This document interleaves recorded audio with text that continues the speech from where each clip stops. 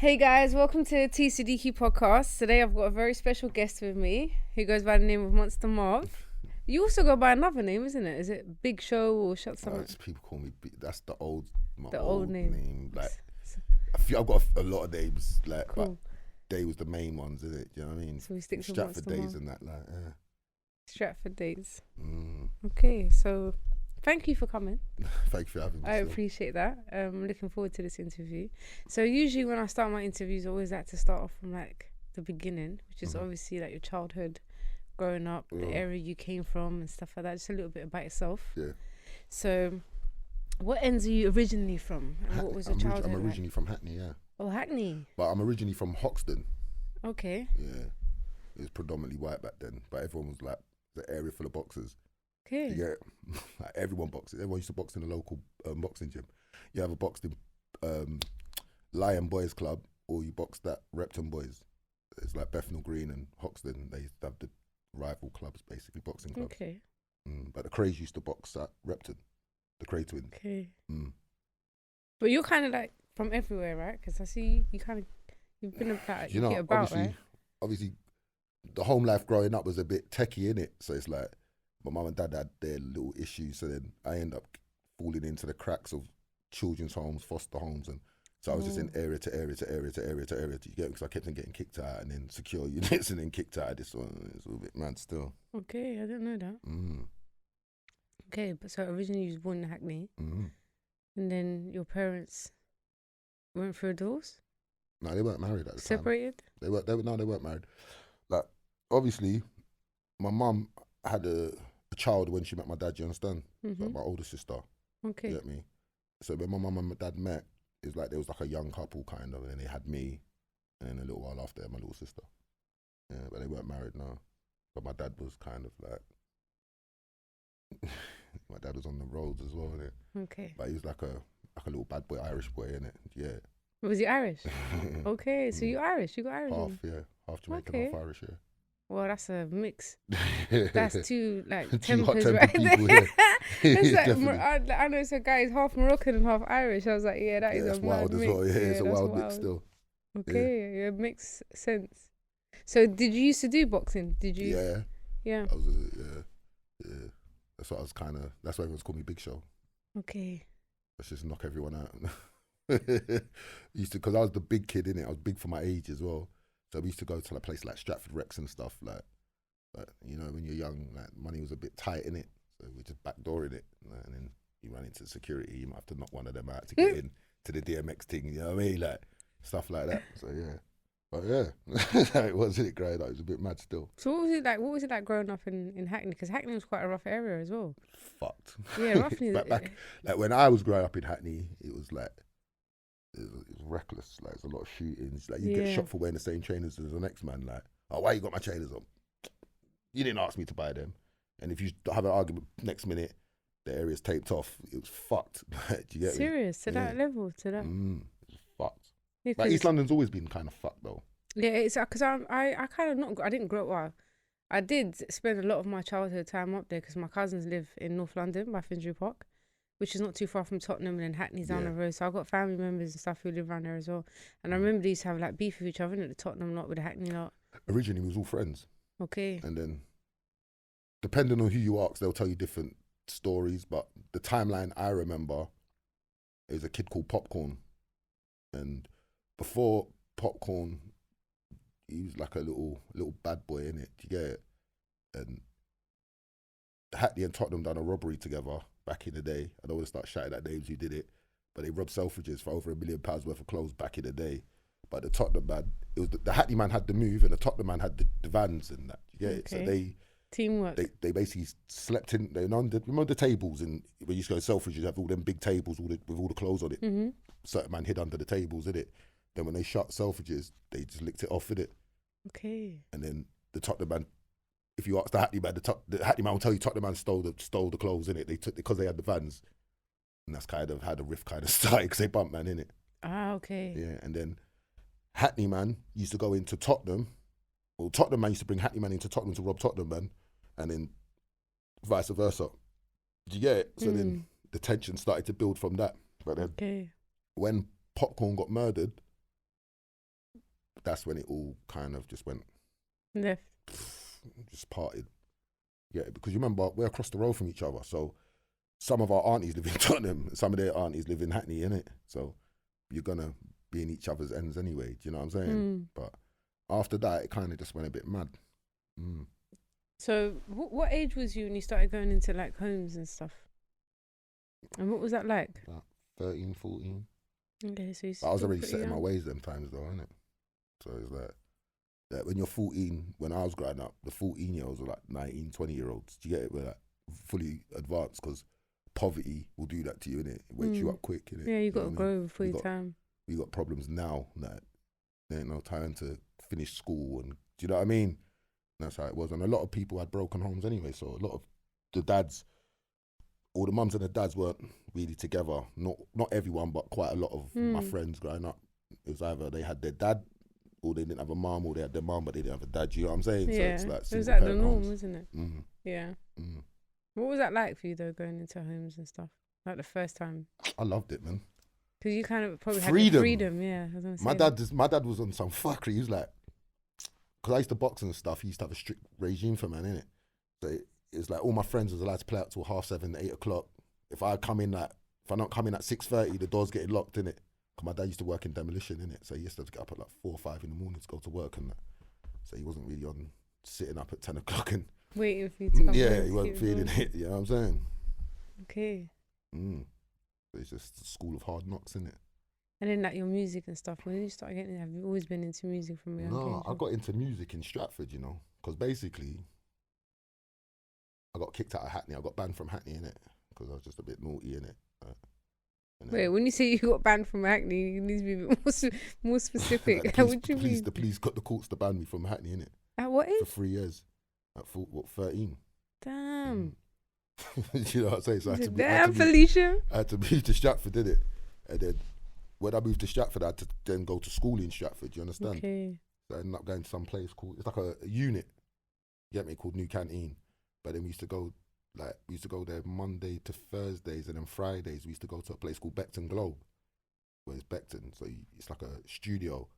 So a lot of kids learned how to make music. That's why a lot of the music started around, like the grime music was coming from out of Bow and Stratford them times, because we had access to those things, innit? Do you know what I mean? Okay. Yeah. So it's a bit mad still. So you started from quite young. Yeah, but I'll be honest with you, a lot of my friends was like in a crew called Nasty Crew. Do you understand? So it's like a grime crew, like a big underground grime crew. Like, remember, because back then is either there was rap, and it was the jungle time was just fading out, but we did have rap. But I felt like a lot of the English rappers was trying to sound American them days. Do you get what I'm saying? Yeah. So a lot of man just didn't want to fuck with the rap thing. But the grime thing was the actual English. Do you get it? It's like times like Heartless Crew and all that. Remember that Heartless Crew? Yeah, of course. Obviously, I know a couple of them still. Yeah, I remember that. They were banging them times. Heartless Crew. Because I was from East London, it was a pay as you go thing, innit? Pay as you go, yeah. Wiley and all. Yeah, God's Wiley, Gift, and I remember that. Yeah. All them, man, yeah. Maxwell D, all them lot. Yeah, remember that. Old school days. Yeah, I was young them times. Yeah, I remember them days though. Those used to be the best days, you know, to be honest. I don't think that the generation now is nothing compared to the generation, like the old school generation before. Definitely not. Yeah, no way. The kids now, they've missed out on the unity. They never had the unity that we had, the community. You know, like the music. Obviously, they got drill and all that now, but it's like now, it's just all beef, guns, violence. It's always been there though, isn't it? It's just, I blame the older generation for that, to be honest with you, like the drug dealers and that, because when it become the post-Cold Wars started, like where another drug dealer that could be your friend but could be from across the road comes into your blocks and starts selling drugs, and you got to run him out the blocks because you're tough and all that. Yeah, you're not. If he's in your block making money, then you're not making money. Yeah, and you got to feed all the youngers, innit? So then that's kind of how that, there's a slippery slope for that, really, innit? But the olders showed the youngers to be reckless and ruthless, innit? But then when every 5 years a new generation starts, innit, technically, because remember, every 5 years the kids leave school. Yeah. Do you know what I mean? And then the new generation comes in. So most of the drug dealers when I was growing up, you put the work in, and then you make the other younger lot come up and they put the work in. Do you get what I'm saying? But then what started happening is the more generations that gone on, everything has become fucked. Do you get me? Because now you couldn't talk to these kids no more. And then some of these elders now, if they told the kids the right thing, the kids are thinking, shut up, you punk. You get me? Like, oh, you rubbed that, or, do you know what I mean? And then the younger stop having respect for the elders. For the elders, yeah. And that's when it started to become a real that's problem. That's when I think it got crazy, because back in the days, the youngers used to have respect for the elders. They used to kind of listen to them, and they'd have to, you know, because they were the elders. There was that respect there. But now, that respect is not there. Yeah, like when I was growing up, if you see a man you could want to mash a man up, but you see him with his mum, it's like, oh shit, he's with his mum, always with his dad, you can't really touch him, it's techie, innit? Yeah. Nah, these youngers knock out a man's mum, hammer man's mum in the head.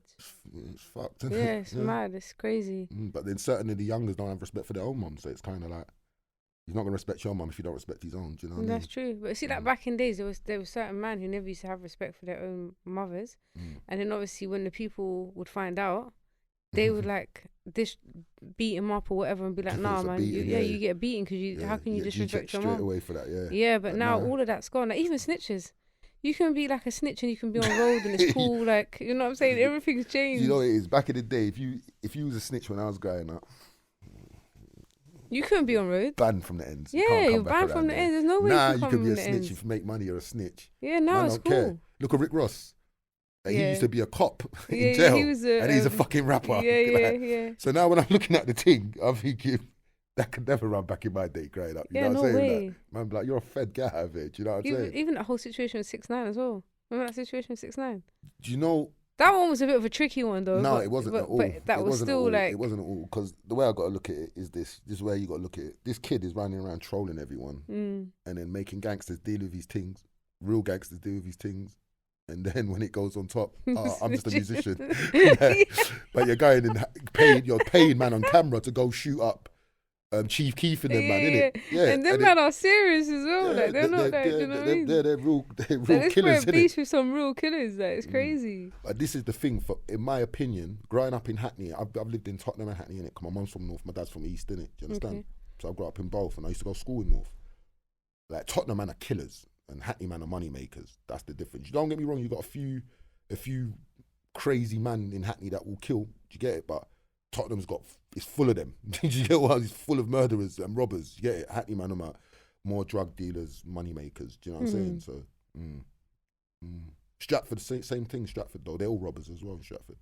Because when I went Stratford, I was used to seeing everyone selling drugs in Hackney. Then when I went Stratford, that man are like, yo, Big Show, let's go. Like, we bunk school at lunchtime, innit? And we go look off a phone shop. Do you get it? Like, literally clean it out. Do you get what I'm saying? So, it's just different. And then you had, like, gangs up there, like the African Devils, and them man was chopping off man's hands for rollies, and these man was fully fucked. So when I'm seeing this shit, I'm thinking, what the fuck, this shit's fucked. What, literally chopping off man's hand? Chop off a man's hand and run off down the road with man's hand to find out the rollie's fake. Like, looking at it now, innit? If a man's walking on a bus with a rollie, 9 times out of 10 it's going to be a fake, because why are you going to be on the bus with a rollie? You'd be in the car, innit? Yeah. Do you get it? But back then, everything was so broke. Man was just doing the most fucked up shit. That's crazy. I mean, like, I remember back in Grove in my days, I remember man used to like put people in headlocks and clamp them, put them to sleep and that to take their rollies. But I never heard chopping off hands and all that. That's going like to the extreme. But you got to remember, these kids that was doing that, them man are from like Congo, Zaire. That's what I was going to say. When you said devil, what did you say? African devils. African devil. I was going to say. They're all African. The first thing that came to my mind was black magic. I don't know why. Do you reckon they dabbled in that stuff? Because I remember back in the days, they call it obia. Yeah, some of them. Yeah. Some of them did. Yeah, that's the first thing that comes to my mind when you said that. You had another African gang called the Network Crew, and they was all like fraud man. Do you get it? Like top fraud man. You get me? Yeah, because Africans are the best at that, isn't it? Fraud and that.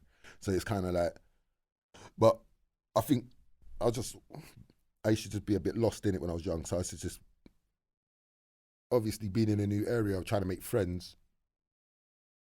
I think I was always attracted to badness, innit? So it's like, because that's what I knew, innit, from my area. But then there's levels to this badness thing, innit? But then the more you get caught up in the levels of the gears of this badness thing, you could be just so, you could think you're normal, because you're numb to the violence because you've seen it for so long. Do you get what I'm saying? And that's where sometimes people might just think you're a madman, innit? Or say, oh, that's Big Show, why he's crazy, he's a bit fucked. But for me, I was just a normal kid, innit? Do you know what I'm saying? But it's just that I was exposed to a lot. So now I've got my own kids, I can look at it and think, fuck, I can't believe it. I'd never let my kids do that, you know what I mean? The shit I was having to do. But it's like, yeah, so then, because like, going in and out of prison as well, you kind of meet people from all different areas. What age was you when you first went to prison? 14 when I first went to secure unit, yeah. 14? What was that for, if you don't mind me asking? Firearm. Wow. Yeah, you weren't playing around. So your first offence going into prison was actually quite a serious one. Yeah, but they found the firearm, but they didn't find my fingerprints on it. But I got caught with it. But them times it wasn't. I don't think it was the 5-year thing that come in after, innit? It was like 2.5 years if you get caught, and then depending on how much bullets you got in the gun, then you might get a year for each bullet. Do you know what I'm saying? But considering like your age, that was like back in the days. So like obviously firearms are very prevalent now. It's not shocking when you hear someone's been arrested with a firearm. Everyone had a firearm. But back in those days, to have a firearm, that was quite a big thing. That was not, I don't know, because all the people I was around, like serious people, it was accessible, innit? Do you get me? Yeah, but in Grove, it was like there was only certain men who were known as to carry guns. That you can count on that one hand 5 or 6 that were known to. I got caught with a Desert Eagle. Wow. Basically, what happened? I'm gonna tell you how it happened. It was a bad thing still. So obviously, I was in the children's home that time, innit? So I've got to link my sister, innit? Do you get me? And obviously, you bump trains. You remember you used to bump the trains, but then sometimes you come out the bare fence there, innit? What, you was on the train, bumping the train with bumping the trains. I was just bumping trains, like you're like going from one end to another, but not paying my train fare. But holding the Desert Eagle. I had the Desert Eagle on me because that's just how I used to walk around with it, innit? You get me, yeah? And then basically, I must have come out of the train station, and you go to the end, the exit, bare feds there. So I've tried to turn around and do a U and go back because they got the dogs there as well, innit? So I've tried to run now, but the Desert Eagle's mad heavy. It's pulling down my chest. So I'm trying to run. Things flopped out. Everyone's and the feds see it. That was that, innit? Curtains. Yeah. Mad, innit? Yeah, that's But I bust case for that though, because my fingerprints weren't on it. Get me? Imagine that. I just said it weren't mine. And you remember like, because there probably wasn't no CCTV and all that. No, they had CCTV at the entrance, but not actually in the train station. And then remember back then, the cameras were shit anyways. Like, everything's hazy, like, do you know what I'm saying? But obviously, when it flopped out in front of me, I was like, oh, fucking. Your heart must have dropped. Yeah, but when you're going through Finsbury Park, there's always bare people in the train station anyway, innit? Oh, is it Finsbury Park train station? Yeah, so it's kind of just went. There's a few exits as well, isn't it? That's why I tried to go for the other one. Yeah. But yeah, fucked. Yeah. So your first prison sentence, what was that like? It was I just did remand, I was in there for like 4 months, 5 months. It's just, I don't know. Just I could scrap in it, so I used to box in it, so in jail I was alright in it, and everyone a lot of people knew me as Big Show. So when I walked into the Feltham, I was shocked how much people actually knew me on the wing because I knew because I'd been on the roads for so long. I just knew bare man in it. So I got in, I was just patterned in it. So you was alright. Yeah, that was nice. Every time I've gone there, I've been alright in it. Do you get what I mean? Every time I've gone to jail, period, I've been alright. How many times have you gone to jail? A few times still. Okay. Good few. What's the longest sentence you've ever done? I'm been lucky, I ain't really had to do no real big birds. You know what I'm saying? Like I think the longest one I did end up getting I got 11 months, I think, I'm sure. That's not bad. But that's what running over the feds in Finchley. You ran over the feds? Yeah. In Finchley and bus case. Wait. What do you mean you bus case? How can you run over feds and bus case? I was with Storm and MC these days.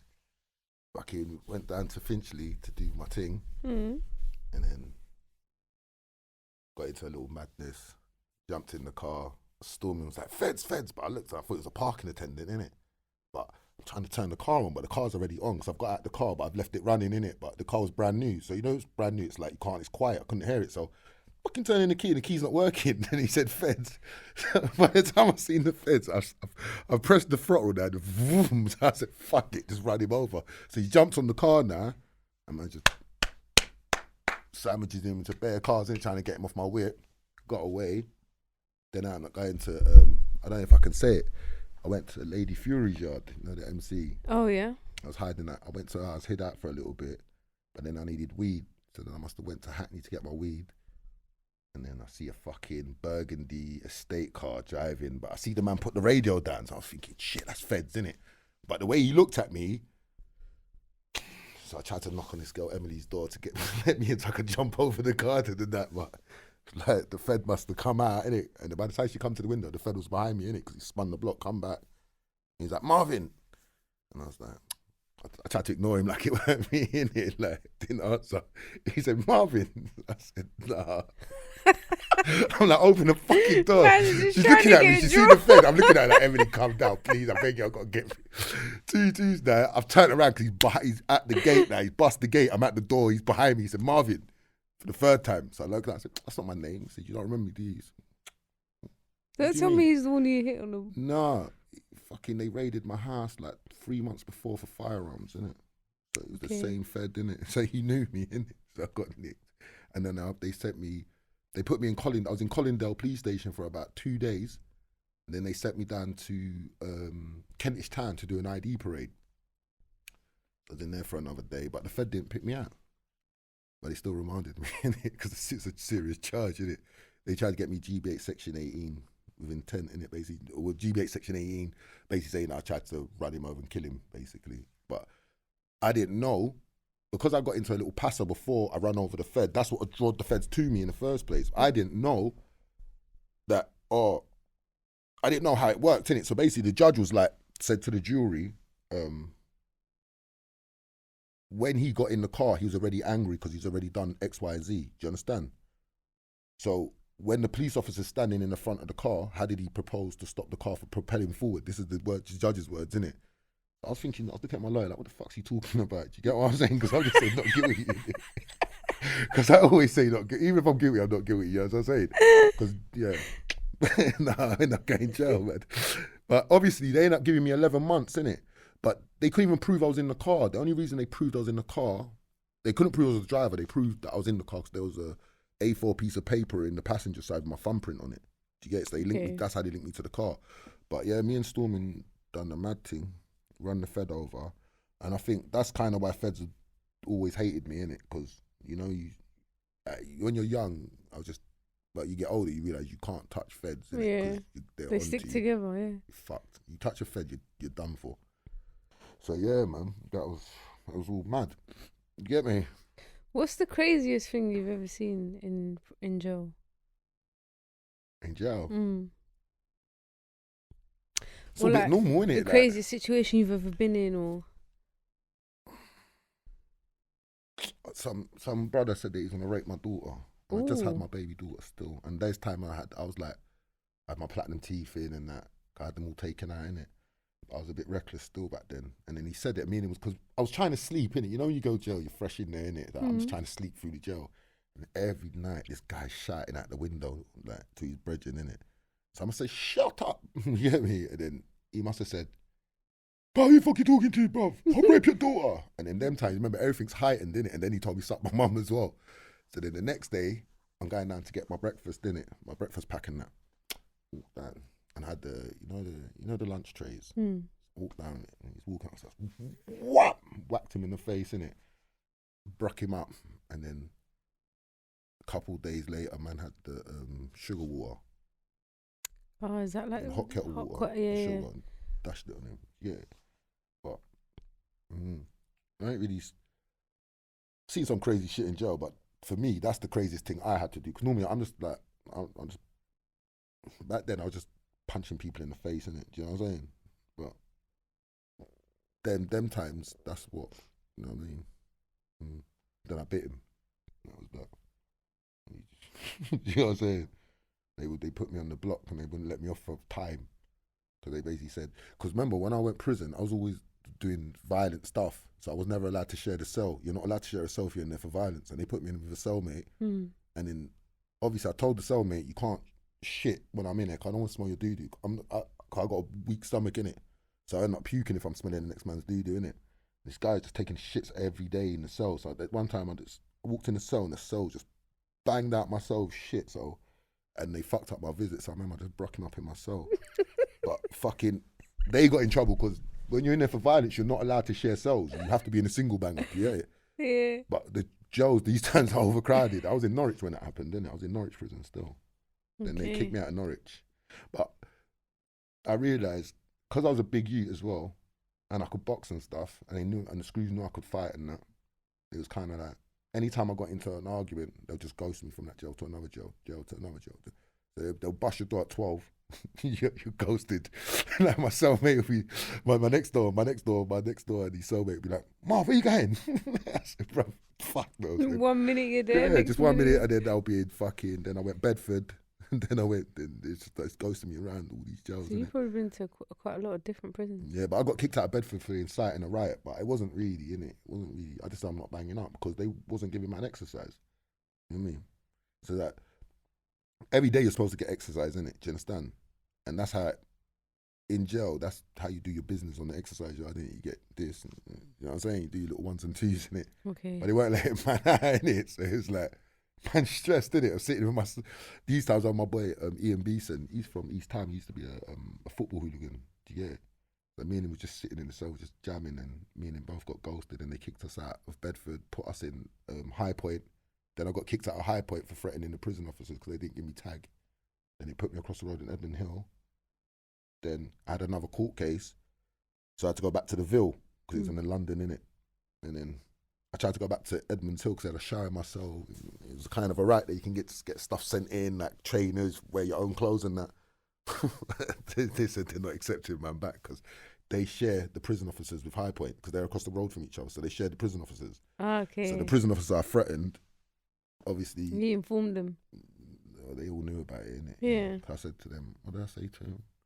That after, because basically what happened is I asked for my tag and he wanted to give me the tag in it. So I said, bruv, like, what do you mean? Did you get it? They said, no, you're high risk. You're not getting tag in it. I said, what's that even fucking mean, bruv? Everyone's high risk.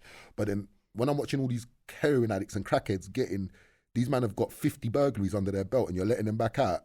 Do you get what I'm saying? But they're doing it because they know they're coming back in.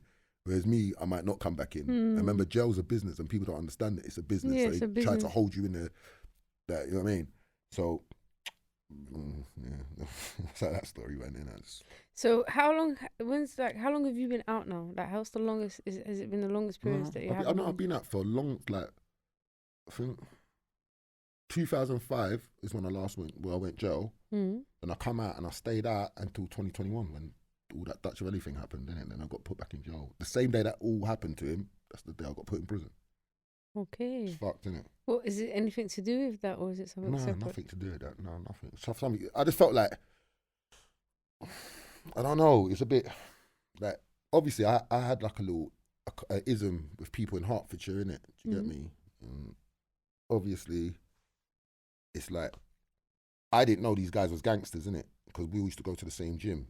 You understand? Okay. But these guys get mad familiar. Do you know what I'm saying? You know, like when you say, "Oh, wagwan" to people, and especially guys, they'll get too friendly and too familiar and start trying to banter you. But I'm saying, brother, I don't know you to banter me like that. And then they kept on doing it. Not that kept on, they done it twice. But for me, it's multiple times in my head because one time's too many. Too many. So I'm boxing them up in the gym. But then I didn't realise they're all one big gang, innit? Oh, shit. And Hertfordshire, where everyone is scared of these guys. But to me, they're just idiots, innit? Okay. So I just boxed them up and whatever. You just say that so casually, like, just boxed them up. Yeah, just boxed them up. But I kept on boxing them up, innit? So I went through the whole gang. Do you get me? Technically, I went through the whole gang, innit? Okay. Then they started doing intelligence reports to the police, basically saying I'm this and I'm that and I'm this. And then the feds started getting on to me, innit? You get me? So they started trying to troll me, but then using the feds to, like, so say if I'm going to retaliate, they've already, do you know what I mean? And then armed police kept on raiding my house and it's mad. Yeah. So then they paid a witness to go to court and lie on me. And that's basically why I got found. You know what I'm saying? That's why I had to do some prison time. But then I proved, well, my peoples then proved what was going on. So then the prison. Well, they told the outside probation. Because you remember in prison you got prison probation, inside probation. You got probation officers inside the prison, and you got prison probation officers outside, and they correlate with each other in it. So basically, my people told the outside probation what was going on. He's then kind of looked into it, and then they was trolling my people on Instagram, and then the idiot Fed showed them the police badge in it. So he's like, "Who are you?" And he showed the Fed badge. And then he was saying stuff about another case I had pending, some idiot case, you get me? So, but that case hadn't been documented. It wasn't anywhere. So how would you know unless you really are the police? So then the probation officer on the outside complained to the police that investigate the police. Then it got to the inside probation, and it's like the police, like when they say... the IPCC? I think the Independent Police Commission, yeah. But they're useless, man. Because they were all police officers. You know, they were police officers. They were everyone who's in the IPCC used to be police officers. But it's all the same. They're not going to go against each other. I watched some thing on Channel 4. Did you see it? When they were showing about how the police are conducting themselves and that, and then they're beating up people with mental health, and then the Independent Police Complaints Commission was meant to fucking... Like, when their superiors saw what the feds had done, they had to pass it on to them, innit? So they was expecting the officers to get sacked, and they didn't get a slap on the wrist, nothing. Yeah, they don't nothing. Fuck, they just get like a suspended. Yeah. So then even that guy that fed, that killed, that raped, that Sarah Everard, they knew he was a bad guy. Do you know what I'm saying? And they just left him to be a bad guy. Do you know what I'm saying? Until he end up killing someone, and then they're playing stupid, like, oh, we don't know why. Like, he did that. That's a bit crazy, but. You know what I mean? It's all just dodgy, man. I don't buy into none of this system shit. Do you know what I'm saying? It's all done. It's all designed to pop us down. Do you know what I'm saying? And keep us down. It's oppression, really. That's what it is, isn't it? The oppression pushes. That's why I don't fuck with them. Do you know what I mean? It's a business, like you said. Of course it is. Remember, the police. People don't understand. The police, they think, oh, you're a public servant. No, the police are designed to look after the Queen. That's what it is, isn't it? You get me? Remember, if you're looking from the old days, when Robin Hood days, for example. The king used to use the police to go and terrorize people to take tax monies off them, and that's why Robin Hood even existed in the first place. Do you get what I'm saying? So if you look at the history of police, they've always been oppressors. Do you get what I'm saying? Yeah. They come in your house, mash you up, take all your things. Do you get what I'm saying? So yeah, they're like a legal mafia, aren't they? Really? They call themselves the biggest gang, and they brag about it. We're the biggest gang, so it's like safe, isn't it? Yeah. Do you know what I'm saying? And like they get away with it because it's illegal, isn't it? Of course. But, yeah. Who's going to tell him anything? Because remember, look, like even Rikishi Sunak, yeah, the PM. Rishi Sunak. Yeah, that guy. He sees these police officers after that Sarah Everard killing and all these things that keep on coming out, the Mark Duggan thing. Like that was a big one. If you look at the Mark Duggan case, it's a scumbag case. Their police gave that snitch the gun to put on the road to entrap someone to buy the gun, but then Mark Duggan ended up driving off in the cab. They missed him. And that's why they had to execute him, because did that gun that was in evidence get back on the road, then you know the police put it on the road. But remember, they murdered him, and then Operation Trident got more money. Rikishi Sunak, the PM, fucking after that police, the guy raped and killed that woman. You then gave the police more powers, rather than having someone to really watch him. Do you know what I'm saying? Yeah. I feel like it should be high people like society, like doctors, lawyers and all that should watch over what the police are doing. Do you know what I'm saying? Not like just average Joes like from the hood, because you know we're always going to be against the police anyway. Do you know what I mean? But I mean high pillars of society that can govern the police. Govern them. Yeah. Yeah, I agree. Because I feel like they're getting out of control. Do you know what I mean? It's like when someone does retaliate, they will just say, oh, well, you know, we're just going to give them more power because the public is becoming out of control and we need to keep the public in control. So then they'll just increase their powers. They killed that Chris Cabra, was his name? I think his name's Chris Cabra, the rapper. They shot him through the windshield, and now the Fed's they finally charged the Fed and whatever. But I'm not aware of this yeah, see what I'm saying? It was all over social media, man. They murdered the kid. Like, he was in his car driving, and the Fed shot him through the windshield. You know what I'm saying? Killed him. And then stole his rollie and stole all these stuff as well on top of it. Yeah, they do that. They do that. You know, like, I know they do that. You know, sometimes, obviously, you're probably aware of this, but it's probably happened to your friends or people you may have even known. But I know, like, obviously in the past, when certain men have gone to court, like for drugs and stuff, and then the judge is saying, oh, yeah, you was caught with this amount, but it's only half the amount. So half of the amount's gone missing. So the police are They've taking been doing that for years. the other half of the amount, you know. They've been doing it for years. But Well, now like- that's why the police have got to have body cameras when they come in. They'll have cameras on when they come to raid. They got camera footage to show. Yeah. Do you get it? But I feel like even the body worns, I've been to court where I'm saying the police have done this. They're saying that I've basically terrorized them, and I'm saying, no, you're harassing me, mate. And then they got body worn, but they don't have to have them on. I think it should be illegal. If a Fed doesn't have his body worn on when you're dealing with public, especially in a criminal it should be situation, illegal. you should be getting into trouble for that. Yeah. Because why have you not got it on? Because You get what I mean? because you could easily just turn it off because you know you're about to do something you're not supposed to do. Exactly, and that's why I've got a case now where it's a similar kind of situation. He turned it on halfway through, so he's wound me up, telling he's gonna taser my dog and all these things. And it's like, this is in the height of COVID. You know when everyone's on your 20-minute exercise. Oh yeah. Yeah, so I'm walking my dog. This guy, the Feds come past, man, and I've seen him and I've clocked him straight away in it. Yeah. So I'm walking with my dog. This guy, I'm walking up the Feds like, hey, and I say, turn around and say, what? He said, your dog shit there. I said, no, he didn't. The Feds, he slams his car, gets and stomps up to me. Yes, he fucking did. He shit there, that clean up the shit. So I'm saying, Did he? Did he? I said, shit brother, there? no. I said, brother, come, let's go over there, innit? There's no dog shit. So you presume that you saw my dog shit, but my dog was literally just sniffing piss around the gate, innit? So 2-2s now, I'm thinking the Fed's gonna apologise and fuck off, innit?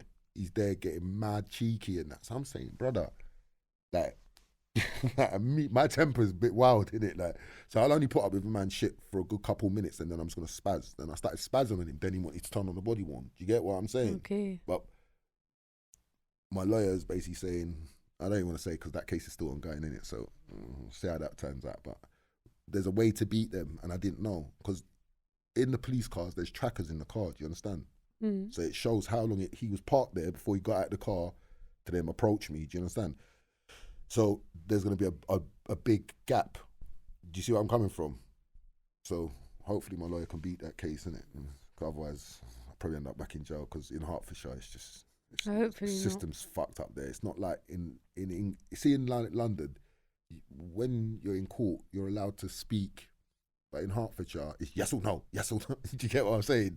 You can't. So say you're trying to tell your side of the story, the fucking the prosecutor's like, yes or no, yes or no. I'm saying, brother, how can I explain a situation to you with just yes or no? That doesn't even make fucking sense, bro. Like, it's like, They can't do that, man. I'm This is telling you, people's that's lives. and that's how I went to jail last time. They've been doing that to me. I got done for a phrase, all these things. That's how they get it, man. I was like, all right, cool. So it's, Shit, yes or no. That's It's like, crazy. bruv, I can't tell you. I can't explain the situation with just yes or no. It's That impossible. would frustrate me. That Yeah. would get me mad. It's like they're trying to trigger Yeah. you or But something. remember, in Hertfordshire, it's conservative, innit? It's a conservative area. So it's all about money up there. It's all a money spinner, innit? Mm. It's like, all right, cool, can we find him guilty? And then, even if you're innocent, in Hertfordshire, forget going to a match, just go straight to Crown, because in match, if you're going to jail. Like, Shit. I had the Fed turn around and say, in a case that could have proved my innocence, I'm saying, go and get the CCTV, saying there's no CCTV. So I'm saying, that's strange, because it's in the leisure centre where this incident happened.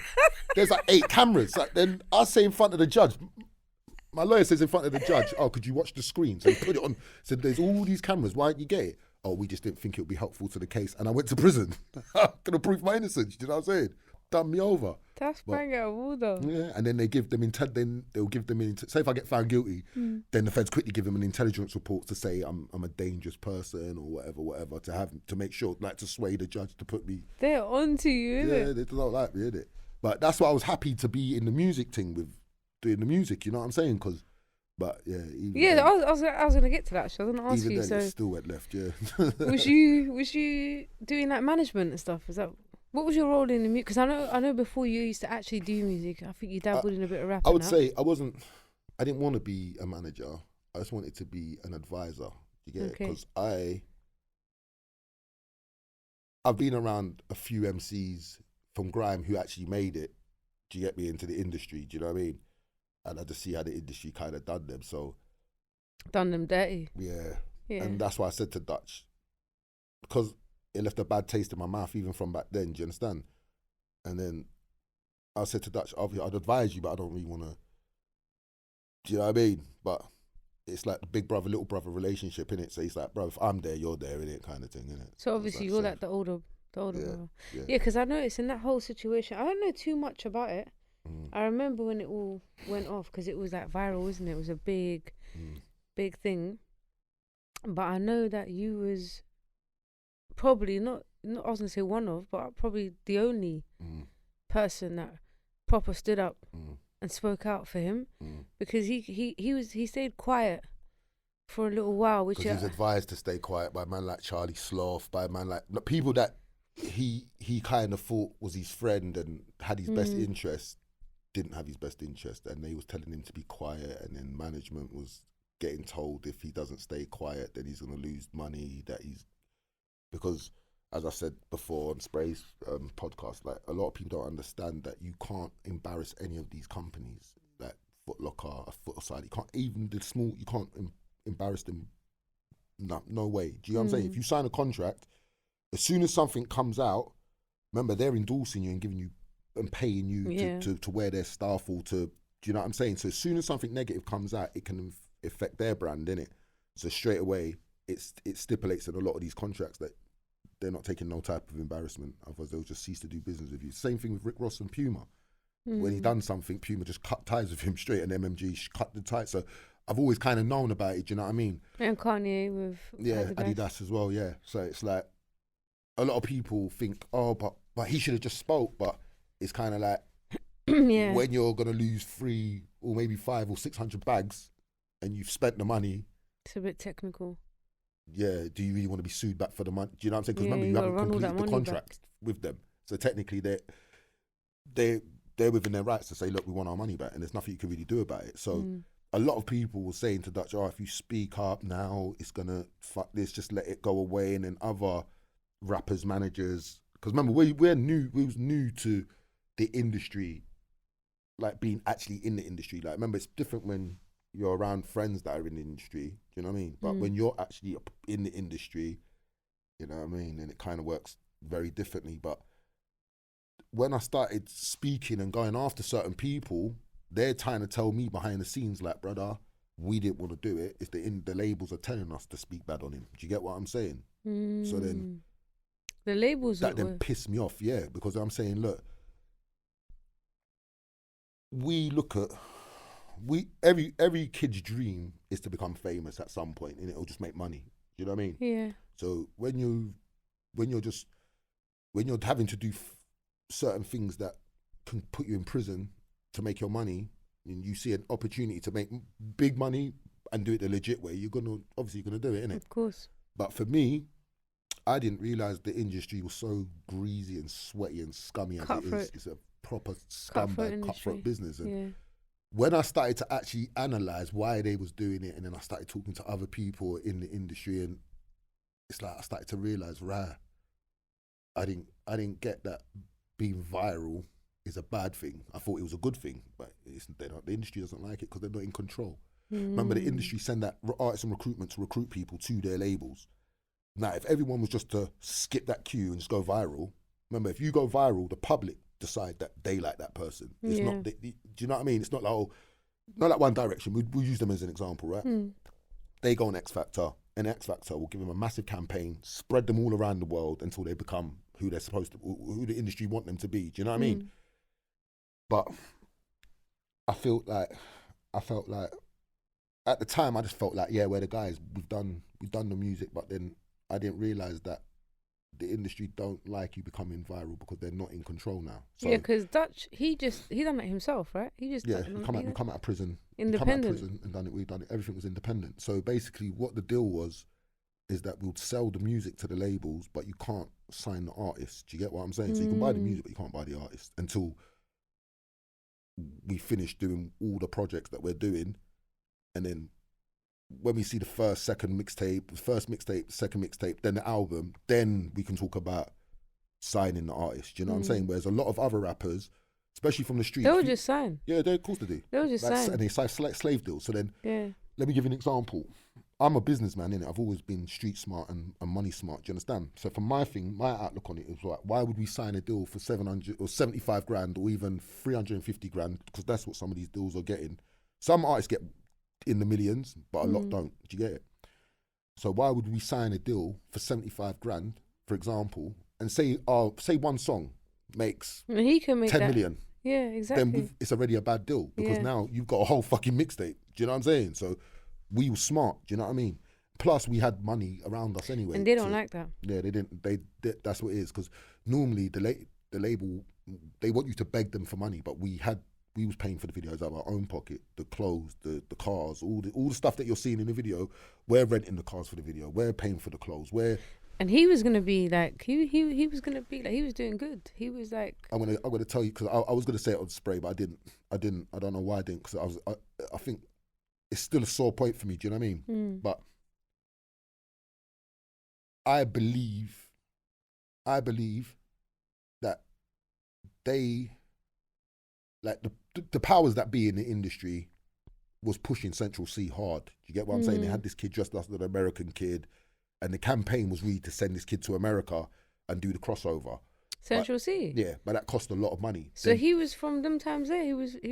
Remember, him and Dutch was around the same time, you know. Okay. Dutch comes out, Central C's motion starts to slow down dramatically. Do you get what I'm saying? Is it Central C or Fredo? Central. Okay. Now Dutch goes. Who's the next guy? Who blows up? Central C blows up straight away. So the deal, the idea, like, remember, to get an English artist to cross over to America is very rarely done. Yeah, it's very difficult, especially in the rap scene. Do you get what I'm saying? Adele did it. Not Adele. What's her name? Estelle. She did it with the American Boy, but it faded out after that. Do you know what I mean? Yeah. But to actually, people don't understand that. Like, say a producer in England, right? You might go to someone like the Fanatics, for example, and I'm just throwing a number out there. They might charge you 15, 20 grand a beat. You understand? But if you go to do a song with Timbaland, for example, you're paying 150 grand a beat. Do you know what I'm saying? So the money is much different. Do you get what I'm saying? So I feel like to give a guy like Central C a campaign such as what he's got, people don't understand how much money actually has to go into that. Do you know what I'm saying? Yeah, a lot. So when Dutch come out, the wheels are already in motion for Central C. They already knew what they was going to do. Do you know what I'm saying? When I was looking back at his videos, I used to think, why is this kid always dressed like an American kid? Like, do you know, even his name, Central C, like, it's like, do you know what I'm saying? Like, I kind of clocked the whole pattern, but don't get me wrong, he's a talented artist. Do you get what I'm saying? But I just felt like the industry was ready to push him, and then Dutch just comes out of prison. Only if you knew. The fans are fucking with, like, to them, it's like, it's authentic because they can relate to him. Do you get what I'm saying? And that's why we had to be stopped because what people don't understand yet is that all these artists are getting signed in advance. Do you know what I'm saying? You might get signed 6 months ago. They're going to have you sitting in a studio making beats and da-da-da-da-da. Then you're going to submit all your songs to the label. They're going to pick which songs they want you to put out and what songs they think is going to be a hit. Do you get what I'm saying? This is really how it works. So then when you start hearing a barrage of fucking songs coming on the radio and you're thinking, fuck, this guy's just what? But you don't know that he's already been there for 8 months. He got signed 8 months ago. Yeah. And do you see the game? Yeah.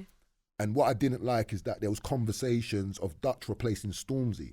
So I didn't like that. And I said, no, I like Stormzy. Why? Do you get what I'm saying? Yeah. But I think Stormzy kind of clocked the power move that the industry was making on him as well. Because now if you look at Stormzy, why is his numbers declined so much now? And I think he's a better artist than he was. His music's getting better. So why is the numbers not there like they used to be? The game is, and this is the sad truth of the game is to take our talent, find someone lighter to do the music. That is the game. And Dutch is lighter than Stormzy if you check it, yeah? But then Central C is lighter than Dutch. Yeah. And then eventually they're going to get someone that's lighter than Central. Makes do you sense. Get me? Remember, they already tried it with RD, you know that white rapper RD and H. Do you get what I'm saying? But the public don't want to be told who to like. They just want to like who the fuck they want to like. Do you get what I mean? Yeah, so they want to choose. Yeah. So then when we're seeing this, and I'm seeing it, like, would Central C be as big as he was if Dutch didn't get taken out? You got to ask yourself that. Do you know what I'm saying? And that's why I believe the labels was telling their artists to speak negatively on Dutch to get their fans to say, oh, he's this, he's that, he's this, he's that, to get the... Because remember, it was the public that built Dutch. So then you have to get the public to destroy Dutch. Do you see where I'm going from? That's how that's the game. Yeah. But a lot of people, they don't have the sense to, like, especially around our team, because money in it. As soon as money comes in, people start losing their minds. So it's like, You know what I mean? It's like, oh, it can't be that, but it is that. It's plainly that, but you don't want to say it's that because you're still trying to be and work with these snakes within the. Because remember, as soon as you get a taste of that fame and that money, it gets addictive. Do you get me? Same like the drug dealing money. As soon as you start selling drugs, as soon as you sell your first brick, 10 bricks later, do you know what I'm saying? It's how it goes, isn't it? It's the same as the music scene. You know what I'm saying? But the bricks are records. You know, streams and downloads. That's the bricks. Do you know what I'm saying? So it's the same kind of business model, but at the same time, a lot of people don't see it as that because remember, the fans don't give a fuck about all of this. They just want to hear the music. Yeah, they just want to hear the music. Since they've got rid of Dutch, but music's just. That's what I was gonna say. So obviously, I know, like I said, I don't know too much about the ins and out of what happened with Dutch, and I know obviously apparently he was supposed to be speaking to this younger girl, but really he was talking to the mother, and I don't know. Got investigated twice by the police, and the police. I'll show you them. Actually, I actually posted it on TikTok. So it's blown up on my TikTok as we speak. Really, everyone's watching it. Everyone's watching what's going on there. So he's actually been investigated by the police twice, and they found nothing. Remember, they tried to give Dutch a life sentence. Yeah. What for this? No. Oh. When we come out of prison doing Only If You Knew. Okay, yeah. He literally beat a life sentence. Him, Fox and all of them guys all beat a life sentence. Do you understand that? Like literally beat it. I wasn't aware of that. This is what I'm saying to you. So he's come out, the police hate us. They do not like us. If Dutch was a paedophile, they couldn't get him for that. They could definitely get him for that. Do you get what I'm saying? The police go to Dutch. Dutch is saying, look, the hackers have deleted all my messages, so I can't even prove it to you. The young girl in question, same thing to her. All right, cool. What do you think the police is just going to stop there? No, they're going straight to that Instagram and they downloaded. Remember, they can download all your messages. Yeah, because they can bring all your messages back. They saw the real messages and it says in the report, because social services was involved, remember they're underage children. Yeah. So social services straight away going to get involved. The police have to get involved. Remember, it's like all these corporations get involved to basically to work out if they're going to take the kids and putting them into care because the mum's whatless. So that's how they're trying to pursue. Yeah, of course, that aspect of it. If you're allowing a man to groom your children, safe. Yeah. So then but he's paid the family off. That's actually a very good point, you know. So now what's happened is feds have gone to Instagram, and remember this time Dutch, I think he had like 750,000 followers. So remember, they've gone into individual messages. They're not just going to go for one message. They're going to go for all of them. That's why it took so long. Do you get it? But the feds went through it and they said, nah, his messages have been altered and manipulated by him for malicious intent. Do you get me? People say, oh, but it was love hearts. So I'll explain this now. It's easy. So we just bought Veli, the puppy. He's a pocket bully. Paid like 10 grand for this dog, but you know it's like cute, innit? It's like a little baby. You know it is when you got a little puppy. It's like they're like having a little baby. They're really expensive, aren't they? Yeah, we paid like 10 quid for it. La Creme, I don't know if you know the French rapper La Creme. I think he sells them. Yeah, no, we got our one from Bristol. But we got it off a popular guy, innit? The guy wanted 15 grand for it, but because Dutch gave him a shot, we got it for 10, innit? Okay. But the colour that Veli is rare. Do you know what I mean? So because we're always in the studio, you can't. Some studios don't allow dogs in. And especially it's a puppy shitting and pissing all over your expensive studios. They're not having it. So we give the dog to the people in the young girl and her mum in question. Do you understand? So they'll be sending pictures of Dutch. Oh, like Dutch will be like, oh, how's my dog? And then he'll be like, oh, your dog's. And he'll be like, oh, I love heart in the. And then the little Cody and Fox's sons deleted out the pictures. So it just looks like it's just love heart in a little girl, but it's not. Okay. So then the feds have seen the real thread, the real messages, and said, what's this? Like, they tried to do him over, so they threw it out. But then because someone else reported it, do you get what I'm saying? Like, one of the public reported it and said, look, he's grooming this kid, go and so the feds have been investigating it again. And that's when they said, nah, just social services. I've got the report. And the blog pages was all sent this report, but you got to remember, they've all built a lot of their pages off smashing Dutch down, because remember, at this time, everyone was getting numbers. Everyone was doing big numbers, even talking about it. So they're not then going to turn around to their public and say, oh, we got it wrong. Yeah. Because you've already built your platform off smashing our platform down. Yeah. So that's why when I come out of prison and I heard what I heard, I'm around this guy every day. It's like if I'm around you every day, say you like you say you're in music, I have to be with you. I have to drop you to this show. I have to go to this interview. I have to take you there. And this guy's he's on a driving ban. So I'm the one driving him all around. Do you get what I'm saying? Even if he's management, I'm still with him every day. Number one, I think because Dutch knows and trusts that he's safe around me, innit? Because obviously I've got my word on the street is powerful, innit? Still. And when you're in that industry, you need someone that you trust around you, man. Like Jay-Z had Memphis Bleak. It's the same difference, innit? So to me, probably that's who I am to Dutch, innit? But Dutch has got, not just me, he's got other people around him that are all cruddy niggas, innit? So obviously when that's all happened now, man, I'm saying, brother, I'm around this guy, I'm dropping this guy home at 4 a.m, bro. When I don't want to be with this guy, I want to be at home chilling with my kids or just doing my thing, innit? Do you know what I'm saying? But I'm with him. Like, it's all right when we're doing studio but when it's just going to a girl's house, he's got no car. So who do you think's dropping him? It's me. You. So I'm saying, brother. Yeah. So if this guy's a nonce, where the fuck am I not seeing? Yeah, where am I when it's happening? And we're from Hackney. That can't survive in my ends. I'll just tell you that right now, because I don't know. You see the public and the nerds and the geeks and all these guys, they all talk shit, but in the hood, you know how it really goes. Yeah, of course. Could a paedophile live next door to you? No. We're running him out. Do you get what I'm saying? So, obviously, and what I didn't like is a lot of the artists behind the scenes, people like Tion Wayne, were still chatting to Dutch. Everyone was still chatting to him. But then when, obviously, it suits them, oh, now you're a paedophile. Do you get what I'm saying? To like appease the public. Get the fuck out of here, man. Do you know what I'm saying? I see the little slimy, oh, Dutch, when you finish chatting to me, delete the messages because I don't want people to know. And that's how they're playing. And I've heard it live for myself, so they can't ever say I'm lying. Do you know what I'm saying? That is really how it goes.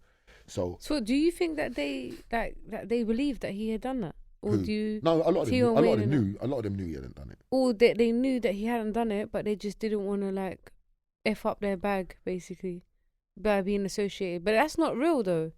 That ain't real, because if you're... This whole industry is not real, and that's why... if you know, like, someone who you talk to and you believe that person didn't do that, you should stand on that, man. You should be like, nah, like, I know this person didn't do that. Yeah, it's the same thing with the Puff Daddy situation, yeah? Did he do it? Did he not? I don't know. I haven't seen enough proof, like actual evidence. When I see him in handcuffs, like R. Kelly was, and it goes to court, that's when I start to pay attention. Do you get what I'm saying? Yeah. Dutch didn't get to that level. It was investigated and it was dropped. So he got no further action? Yeah, twice. So why don't he? Because I think since that incident happened, he ain't dropped nothing, right?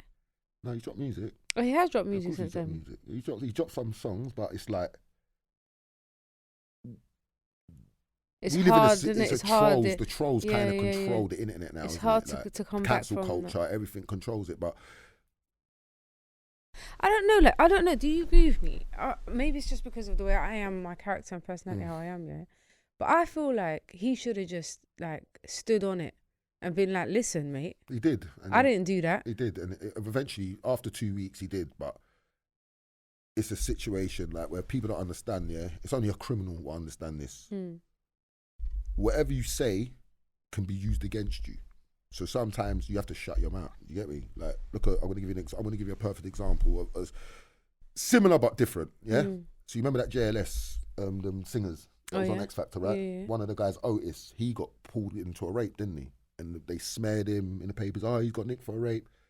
But then when he gets found not guilty in a court of law, same as footballers happen, then it's like it's not a topic. It's the damage is done now. Do you know what I mean? So it's kind of like, if you talk about stuff that's uncomfortable, like, remember, if they want to get you out of there, I'm starting to notice it a lot more with the Andrew Tates, the fucking Diddy now. Anytime they want to get you out of there, you're a sexual predator, and that's how they get you out of there, because people are uncomfortable with hearing shit like that. Michael Jackson. Because that shit slaps, sticks. Yeah, them accusations stink. Like, but even at Michael Jackson documentary, Surviving Michael, do you remember? Did you see it? Yeah, I saw that. Did you know those two boys took him to court and lost? Yeah. And still were able to go out and smear his name. Crazy. Justin Bieber's gone to his house. Macaulay Culkin's went to his house. Aaron Carter went to his house. Carter. And the FBI tried to get him to lie. To lie. He said, no, I'm not doing that. What am I going to do? But that's what they do. The Andrew Tate, he's a sex trafficker. He's this, he's that, he's this. But now he's back in Romania buying supercars. And so where was the evidence then? That's what I mean. So you see that the way how Andrew Tate dealt with it. He stood on it. He's like, straight away, he's like, no. But what he's doing is dangerous, because the powers that be clearly don't want him there, and they will kill him. Yeah. Because that is the last And he's step, fully aware of that as well. Yeah, but it's all fun and games until you're in the coffin. Do you think there's any way though that Dutch could bounce back? Do you think there's, because he is a good artist. Like he's For if me, he didn't do it, for you know, me, he don't deserve to like. he definitely didn't do it, and that's why I didn't like when I come out of prison, I just felt the whole family set him up.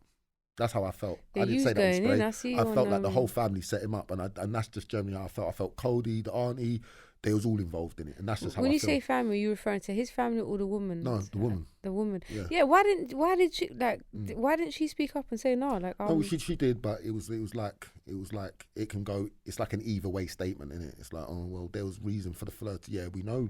Tell the people the reason for the flirtatious messages. Who was giving the flirt? Do you see what I'm coming from? You make it make sense, and that's what Spray said. He felt she was more worried, and a lot of people felt she was more worried about herself than worried about Dutch. And I know a lot more than I said on the show, but it's like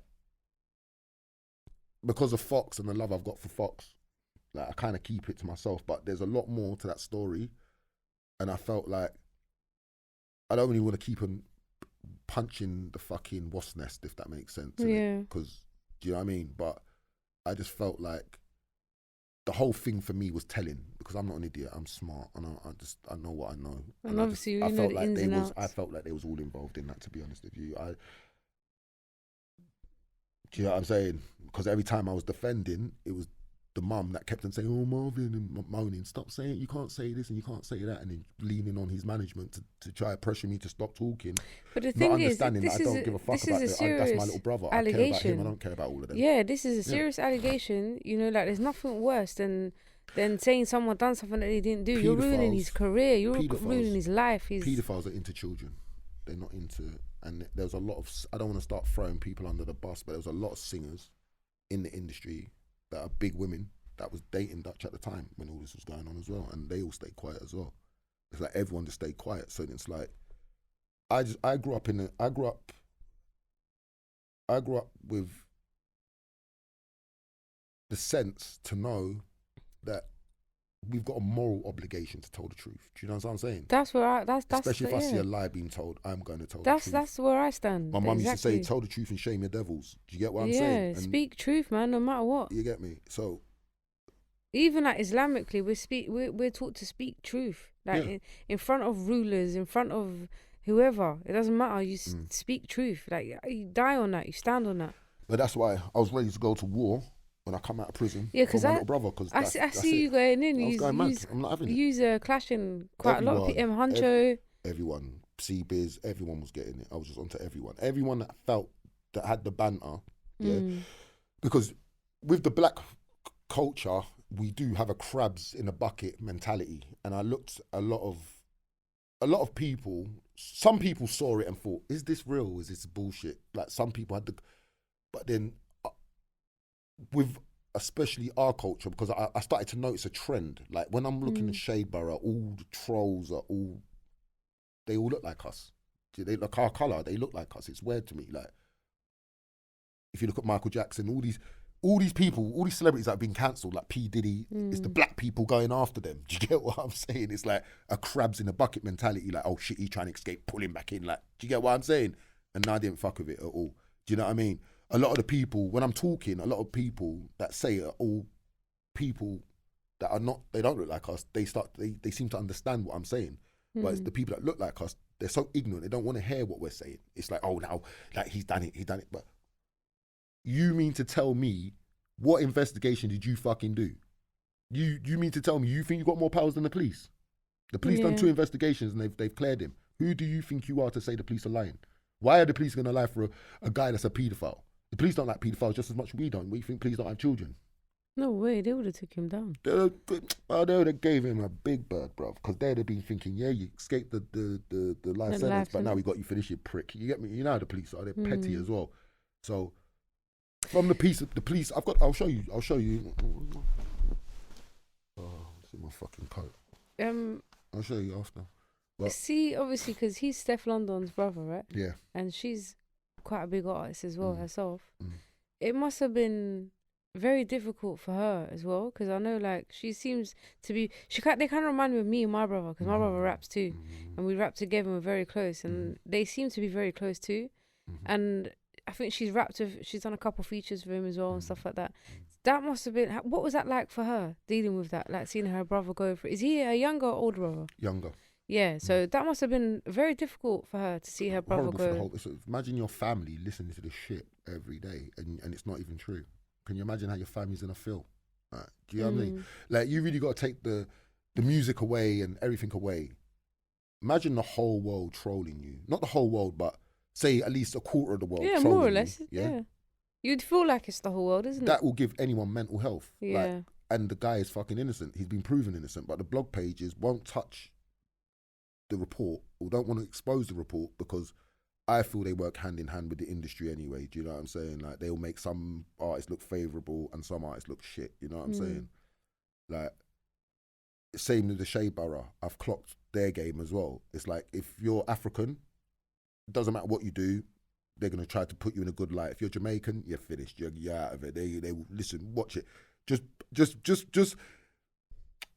watch what I'm saying to you. When you go on the stories, just start to clock who's who and where they're from in the world, and then you start to clock what's going on here. Do you get it? And funny enough, one of the main people that run the Shea Borough is an African lady called Esther. She was on All Pearly Things, the one that got kicked off. So me and her went back and forward. Esther? Yeah. She runs one of the... She's, of course, it says it on her page. She was on the one I was on when I left. Yeah. Yeah. She was one where Pearl kicked her off and told her to get off the show, and she wouldn't say, I'm not getting off. That's the one I was on, but I left. Yeah. I left before that. I went viral on that one overnight. Yeah, I saw. But you could look on her page, it tells you, I work at the Shea Borough. I work for the Shea Borough, yeah. So me and her had an incident because there was a recording that was going around that got leaked. So old Dutch slept with a young girl and all this shit. But there was a guy behind it telling her to say, tell them that you used the strap on Dutch. And they was going to go to the Sun papers with that story until the voice notes basically made it out of people's phones and got to me. And then I exposed him. And then that's how I got his show cancelled, that Tiny guy. Yeah. So I remember Tiny and Cody and all of Fox's sons, it's all fucked. There's a lot of them doing it. Wait, Esther was gonna say no, that. So what Esther's done, she's interviewed the girl that was involved in the lie. Okay. And was going to lie on Dutch and sell the story to the Sun paper for fame. Do you understand? Okay. So I've sent Esther all the voice notes and said, well, listen to these, Esther. Like, why would you put it? Because now, for me, I can only come on your show telling the truth. You understand what I'm saying? I've got no agenda to lie. I personally don't want to come back to music because I just think it's just left such a bad taste in my mouth on 2 occasions now, so I'm done with it. Do you get what I'm saying? I'm just happy just doing what I'm doing. People want fame until it turns around and bites you in the arse. Do you get what I'm saying? Like, Puff Daddy is he's an icon. Yeah, he's a mogul. But now, he's always going to be forever known as a predator now. Do you know what I'm saying? A groomer and all these other fucking things what he's being accused of doing. A gay and all this other shit. Do you know what I'm saying? They're trying to get him out of there. So the establishment, that tells me the establishment's had enough of him now for some reason. And he's pissed off someone in power. Yeah. But equally, I'm a man to look at timelines. So I saw something on World Star and I think it was around Halloween time and Puff Daddy dressed up as the Joker and was pissing people off. Did you see all of that on social media?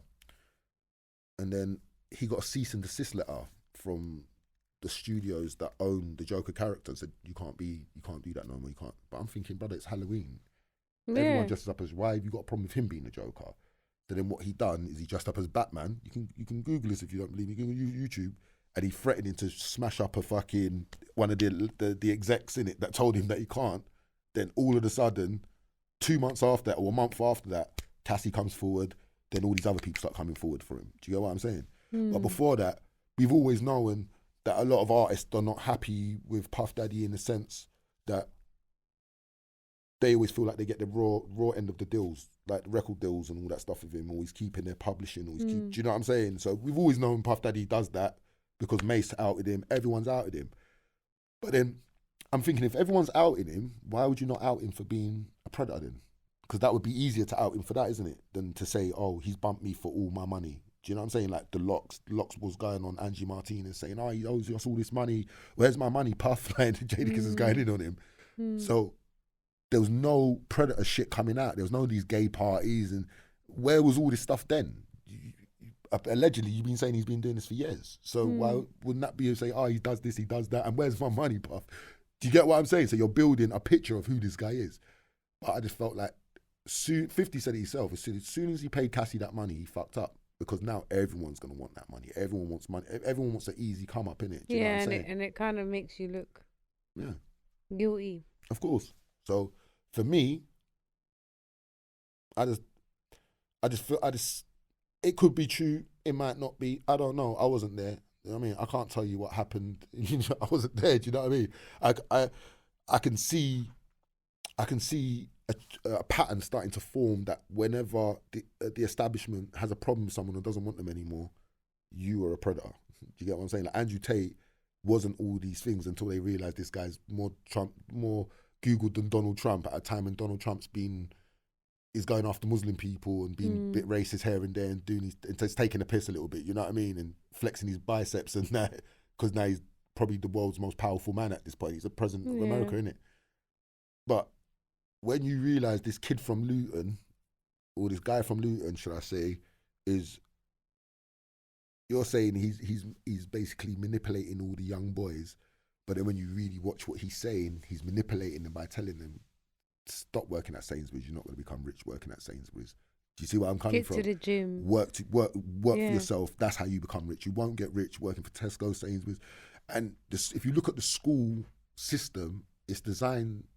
It's a design. You're designed to go to school, shut up, listen to the teacher, and if you interrupt, like in a workplace, if you interrupt the workplace, you will be sacked because they don't want you infecting the other workers with your mindset. Yeah. And that's how I've seen this. And they're trying to feminize men a lot, and but they've put so much billions into that. Of course. And then out comes Andrew Tate and just F's fuck it all that, for them. and then starts fucking it all up for them. Yeah, so he's like, he's a problem. They need to get rid of. But they will kill him if he carries on. And it's sad because we are not allowed to have a voice or a voice that matters. And if you look at people say, oh, they've done the same thing to Martin Luther King. They've done the same thing to Malcolm X. People with voices get murdered. They just make them martyrs.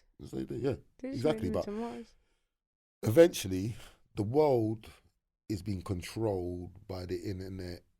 In a set, like I think when I grew up, we didn't really have the internet like that. So it's like we relied on having common sense. Do you get what I'm saying? But common sense isn't that common anymore. No, if it's on the internet, it must be true. I strongly agree with that. Common sense is not. It's not common sense. Not everyone has it. Yeah. So it's like critical thinking. To be a critical thinker, you have to risk being offensive to be a critical thinker. Do you understand what I'm saying? But you're not allowed to be offensive in this day and age because you will get cancelled. That is what cancel culture stands for. And what I don't like about cancel culture is if we're wrong, there's no way to bring that person back that you cancelled. Do you know what I'm saying? We saw it happen to Michael Jackson. There's no way to undo the damage you've done. Do you know what I mean? But imagine if we had the internet and that shit happened now, like we had Instagram, Facebook, all these things, and Michael Jackson was so cool, he'd be fucking... he would probably want to hang himself. Do you know what I'm saying? So, yeah. That's how I look at it. It's true. It's actually quite like people don't realise the extent of like when they cancel you. For example, Dutch's situation, people would actually, if you're not strong, you could actually start having thoughts of suicide. Because you feel like the whole world is talking, like the whole world is behind the scenes. The fans, the people don't understand what that does to someone. Like imagine mentally, emotionally, spiritually. Your dream is to always just want to be a musician and get out of a bad situation. You know what I mean? You make it, and then the people that was closest to you fuck you up. And we've seen it a lot of times. It happened to, what's that youth's name? Young Bane, is it? Is that his name?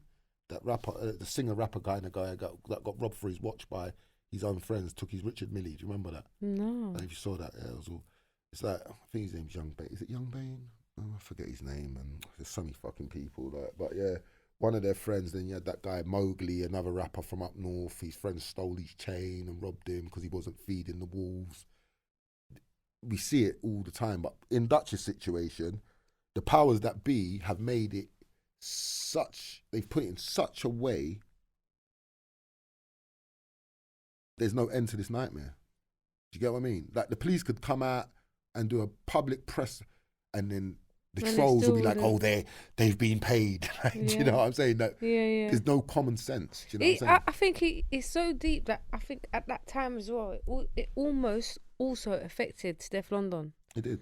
Yeah, like her career, Of course. because they'll be like, oh yeah, your brother's a nonce, and Mm. you're not saying anything, or you're. Mm. So I feel like it's a huge thing, you know. It's a huge thing. Yeah. It's a huge thing. I was gonna see that in regards to M Huncho, Mm-hmm.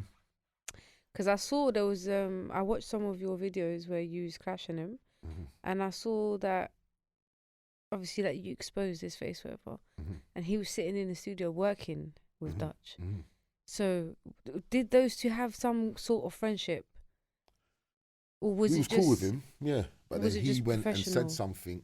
Yeah, so this is I spoke to his wife about it. That's I why said I'm to her, asking, because like, you if done, those two had a friendship, yeah.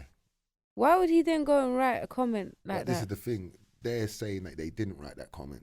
M. Huncho's wife said the manager wrote the comment on behalf of the record label that told them to speak on it, and that's why. I had a Trying to problem with protect it. his Yeah. artist. So it's like now, it's like for me, like when we did songs before we did a song with you, your views were, it was decent. It was in the millions, but not the millions that we gave you. Do you get me? You was like 3 million, 2 million, 3.5. You did a song with us, now you're at 15 million. Do you get what I'm saying? That then helps you. We're giving you our audience, and we're taking some of your audience. But our audience at the time, remember, we're not the biggest, we're the hottest. That's the difference. What people don't understand. Stormzy's big, we're hot. Do you get what I mean? When you're hot, everyone wants to do songs with you. So everyone wanted to do songs with us. So everyone's like using our buzz, but then have some solidarity and just shut the fuck up. That's it. If you wait, like I will never like you see, even with the P Diddy thing, everyone's convicted him already. I won't convict him until I see something. Like when I'm seeing the feds and FBI going back into the P Diddy again, because it's relevant. Do you know what I mean? When I see the police raiding his house, got his sons, the butler, everyone in handcuffs, just not him. That's telling in itself. You then go to nick him on the plane, or you nick the guy that you're saying's trafficking women for him. Why are you not nicking him then? He's walking around on his phone. Like, do you see what I'm coming from? It's very telling. Like, when they came for R. Kelly, they came for him. Do you get what I'm saying? Like, you know what I mean? So then I'm expecting to see the same shit. If I don't see the same shit, then I have to look at the thing and say to myself, is this bullshit or is it real? Do you know what I mean? I have to look at it, and then I have to look at it like, are they trying to replace P. Diddy with Jay-Z? But then now look, they're trying to get Jay-Z out of there as well by saying that he was sleeping with Rihanna when she was a little kid, underage, and all these things. And apparently he's been doing it multiple times. And then another scandal is that when Chris Brown boxed up Rihanna, he's basically boxed up because she gave him herpes that she got from Jay-Z. And that's why Jay-Z destroyed his career. And then they're saying, oh, Jay-Z's done the same thing to Tory Lanez. Like, so you can kind of, you know what I mean? It looks a bit crazy, innit, to me? Like, but I do feel there is gatekeepers in music. 100%. Of course there is. We know there is. But it's like the public don't care until it affects them. Now they're starting to be bothered because it's like, well, why has music gone so shit? You taking Dutch out of 2020, music had never been better in England. I personally feel all the hits was coming, Digger D was coming, everyone was coming hard. Do you know what I'm saying? Because they're all competing for that number one spot. You take Dutch out of the equation, now everyone's just become lazy. You're getting lazy music, lazy songs, just nonsense. It's just an all. I listen to music. Music's been on a decline since 2020, and that's the fact. It's not just because I'm saying Dutch is gone, but I feel like Dutch being there made musicians explore artistry a lot more. Do you get me? Like a lot of the songs was like, I just used to have bangers. I used to say Dutch. I said Dutch. Ooh, I don't know, bro. This man's coming hard. You know what I'm saying? Dutch would be like, yeah, all right, let me go harder.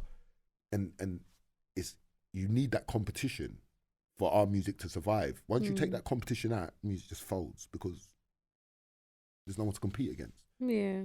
Do you know what I mean? You need that friendly competitiveness. Do you get me? In this sport, that's what rapping's always been about. It's been like, some rappers don't like another rapper. Look, they're all going after Drake now. Like, do you know what I'm saying? Because they're seeing him as a gatekeeper now. You know what I mean? People, they're saying, oh, he's got shares in Apple and all these things now. And now everyone's getting pissed off of it because it's like, you know what I mean?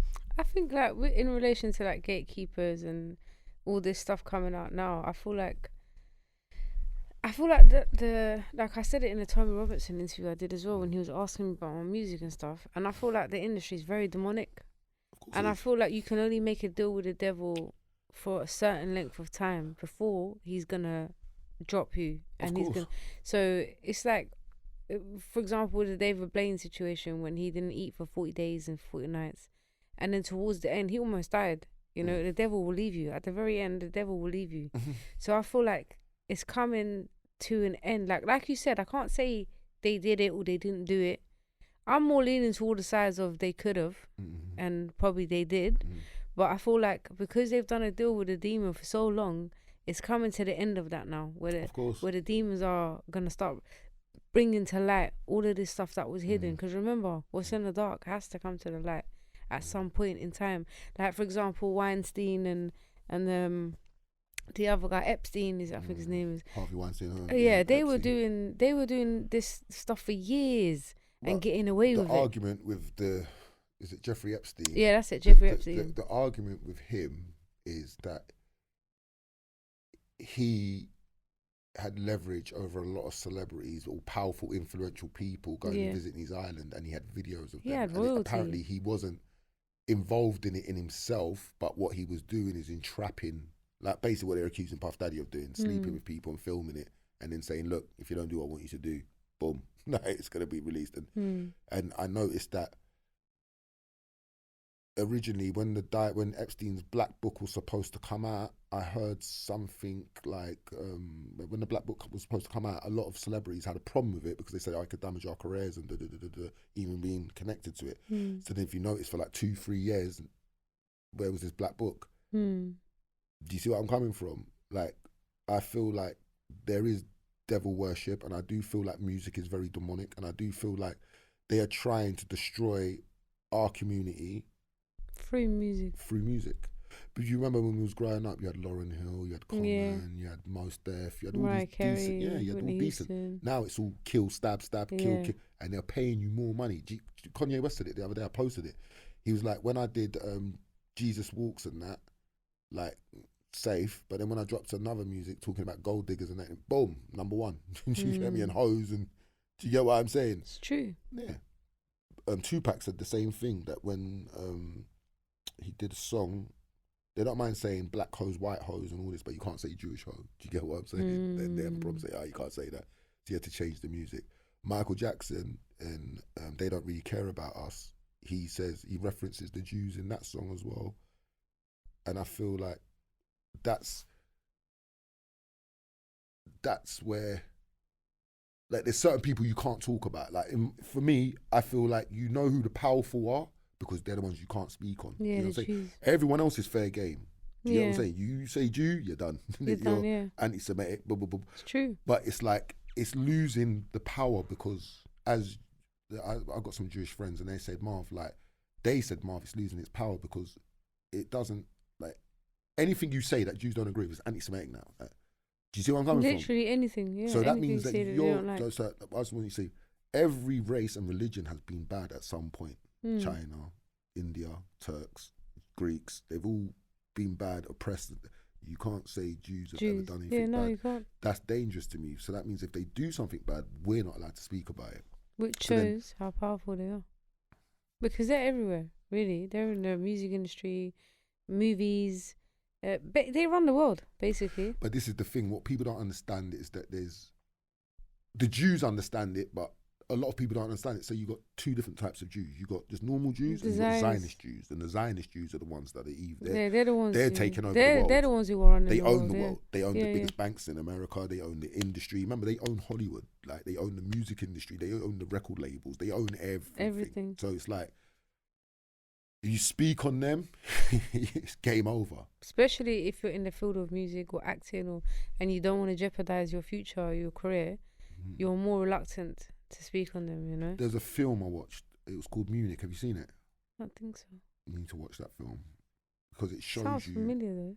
It's got, remember the guy that played Hulk, David Banner, I think his name is, the first, Eric Banner, I think his name is. He used to play the first Hulk. Remember the shit one?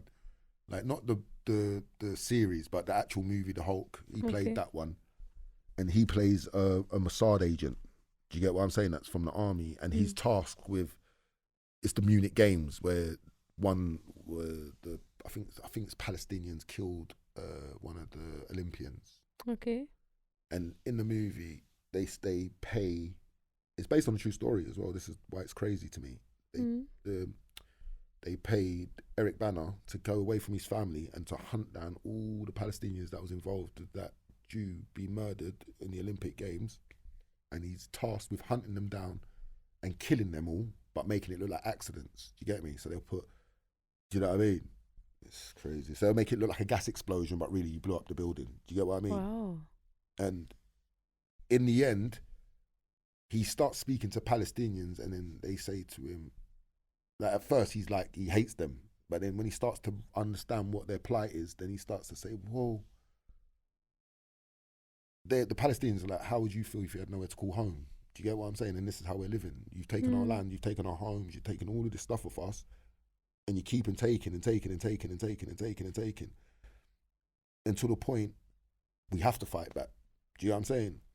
And then I started to watch. I didn't really understand all of it, do you know what I mean? Then I started to look into it. And it's been a back and forward, but I feel Israel is growing more and more powerful when realistically you did come to their country as immigrants. Do you get me? Especially after the war, especially what Hitler did. They got there, they've been given land, and you've taken more and more and more and more. Palestine is now Israel.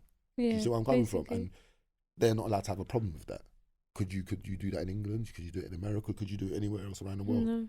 But I feel like when it's a Muslim country, everything's acceptable.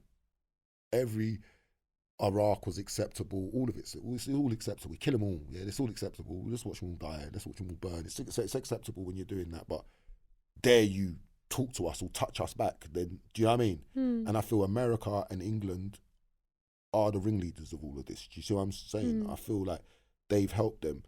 But then at the same time, if you look through history, a lot of people don't know that when Romans took over the world, Jews aligned themselves with the Romans, and a lot of people don't even know that. You get me? They was high members of society. Do you get it? Then after Rome kind of fell and the Romans was beaten, the Jewish history is kind of, it's a bit blasé after that. It's like, but you start to notice that other countries and other races, and they've all had problems with them at some point around, but you start to understand it's the Zionists. Do you get what I'm saying? Because really even the real Jews have a problem with them. Of course.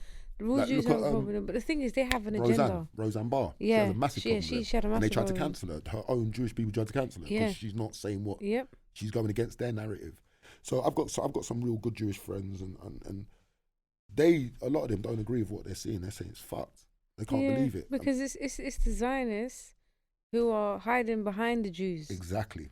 But it's not. It's two different entities that are merged into one as an illusion. Exactly. And then what people don't understand is that they have an agenda. And the reason people also don't understand is why are the UK and America backing them so hard? It's because the UK and America also have the same agenda. Of course. You see, all of this that's going on, it's like, obviously I'm totally against what's going on in Palestine. I don't condone it. But at the same time, it has to happen in order for prophecy to be fulfilled. You understand? Because this is all going one way. This is all, they're basically just waiting for the Antichrist to come. And where is the Antichrist going to come from? He's going to come from near Damascus, Syria, that within that area. And things need to be done in order for him to come. You know, you got like some of the oldest Zionist rabbis now who are so old and they're afraid that they're going to die before the Antichrist gets here. So they're trying to push as much as they can. And the Antichrist can't come here until the world is in a certain state. It's the film. There's a film called Damien. Have you seen it? No. With the devil. It's like he's the devil's son, basically. And Actually, I think I have. There's a few of them. Is there's he like a 3 or kid? 4 A of young them. There's a kid? little kid, yeah. Yeah.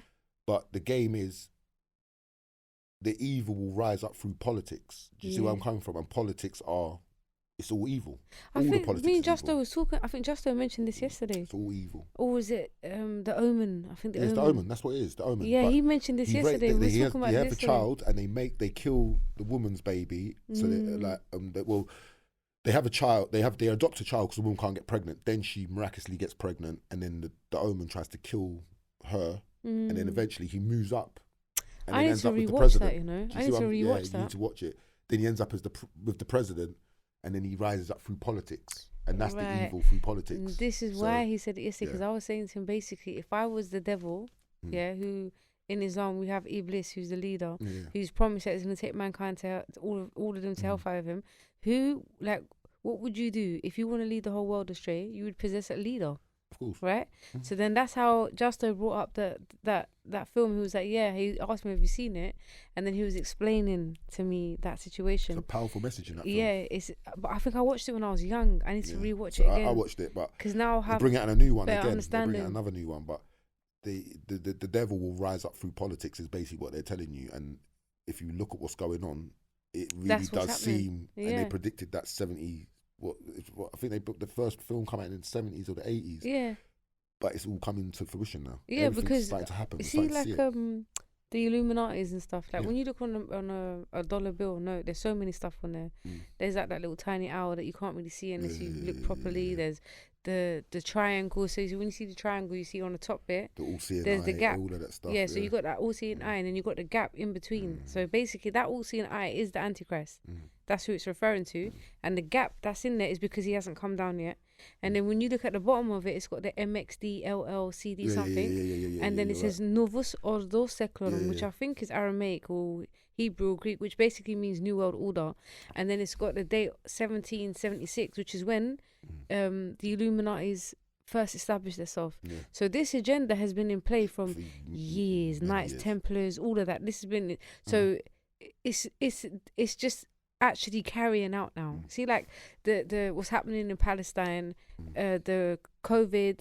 The COVID was basically a test to see if you could control us. Yeah, it was a mass. But then we come to find out that Boris Johnson's partying and doing all this stuff while you can't even go see your grandparents, but they're all partying and cheating. Like Nick Hancock is his name. His name?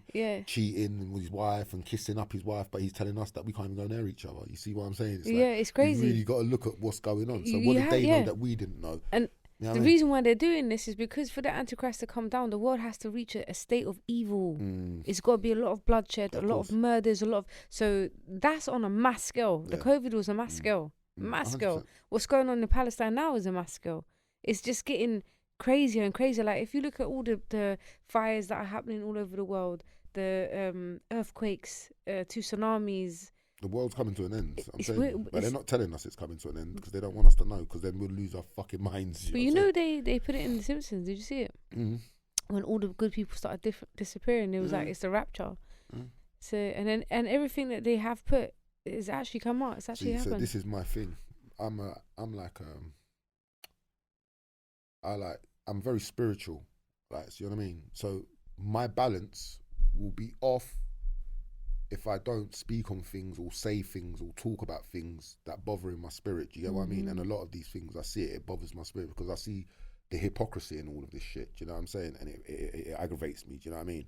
So me speaking on a Dutch thing, people saying, "Oh, you're like his real friend," and but bro, what we supposed to be? I don't understand. Yeah, I don't know how to be anything less than a real person or a real friend to all my friends. It's not just Dutch. I've got other friends and I'll do the same thing. If they're bad people, brother, I have to leave you to the wolves. I'm sorry, but if you're good people, then do you know what I mean? And you see, Dutch and his sister, they've never forsaked me. Do you know what I'm saying? They've never turned their back on me. And there are many occasions where stories and lies have been made up. Man, they could have. Do you know what I mean? But they've always had my back. You know what I mean?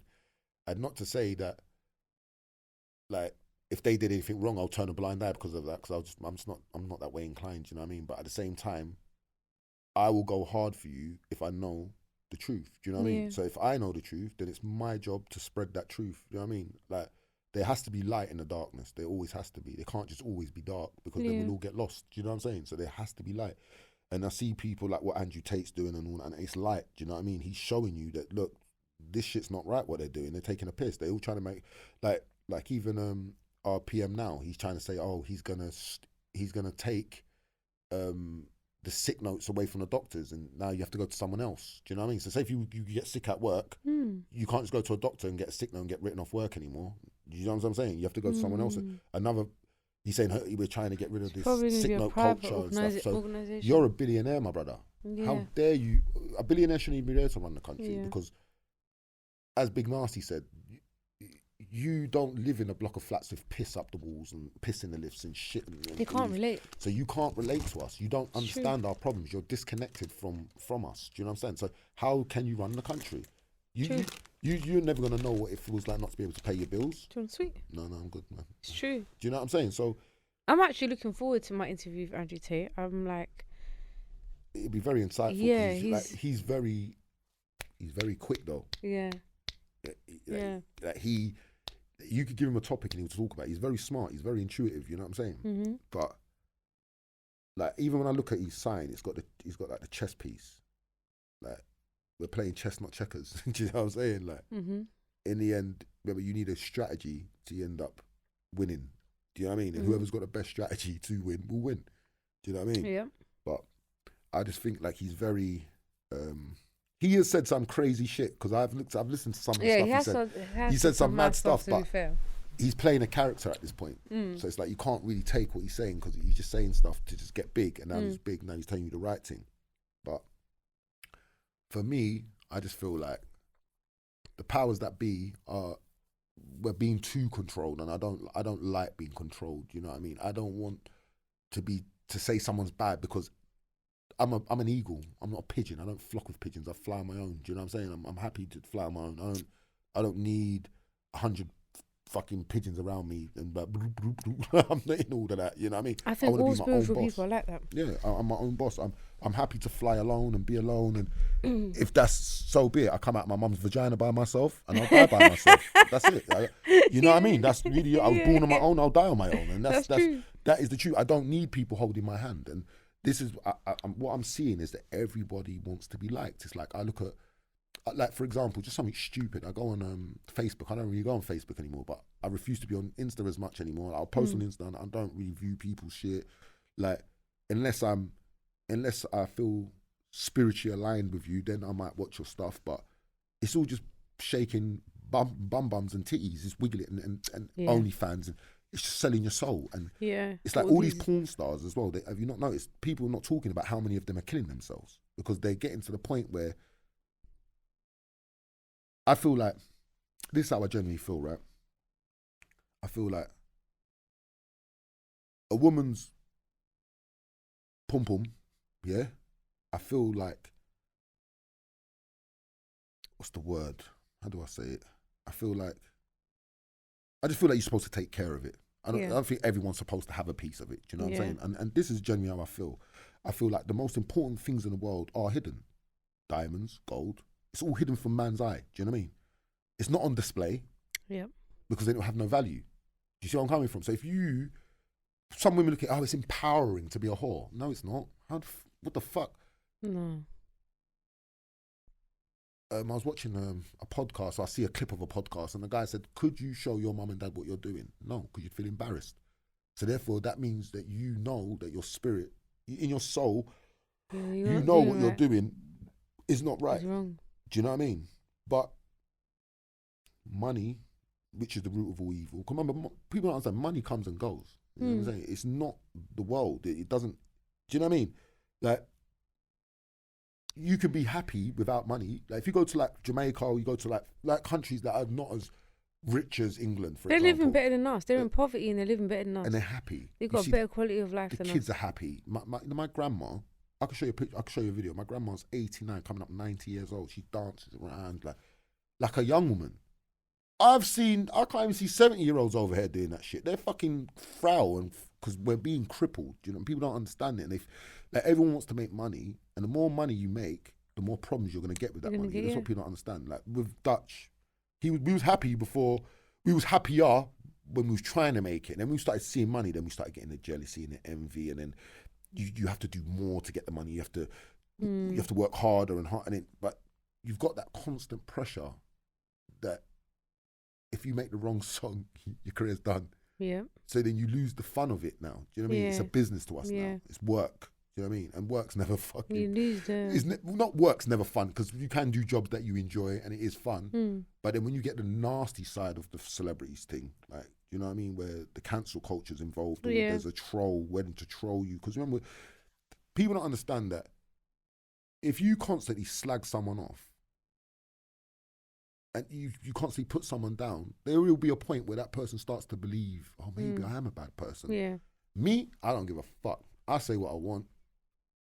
You don't like it, you can kiss my arm on the ass. I do not give a shit. I swear to God, I don't. I'm exactly like you. I've got my family, they love me. That's what that matters. And I go on holiday with my family as a gang. So we go as a group, we don't need to chat to anyone else. I'm happy in my family, do you know what I mean? And a lot of people aren't happy in their families, do you know what I mean? So then, but you got to find that peace and happiness within yourself and in your family, because guess what? When these people say negative shit about you, it doesn't matter. People, like when I was trolling, a lot of people was finding it funny, but then you got the fans that talking shit. I really don't give a fuck, because guess what? I'm still going to walk on the roads. I'm still outside. I seen some of these people I'm trolling, they ain't got shit to tell me. I see some of them at Steph's party, believe it or not. I was thinking, what the fuck are you here for?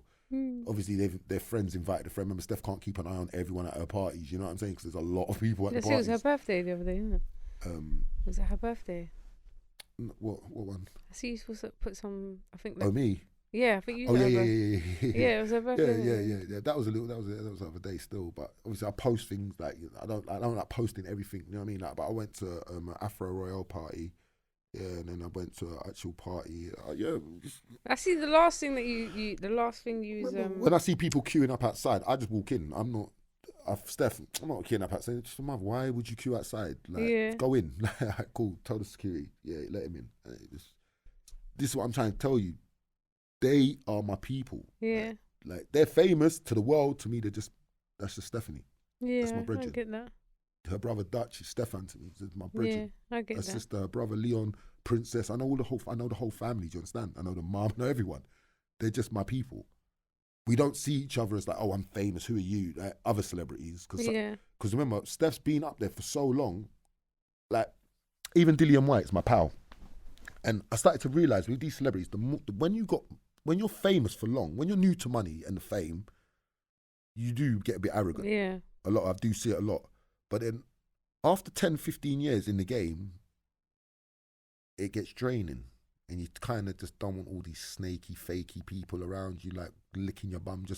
You just want genuine, real people around you. And if you start to look at even Chris Brown and that, he's got just normal friends around him. They keep their circle. They keep all their friends around him. So people think, oh, because we've done a song together, we're best friends. No. Nigga.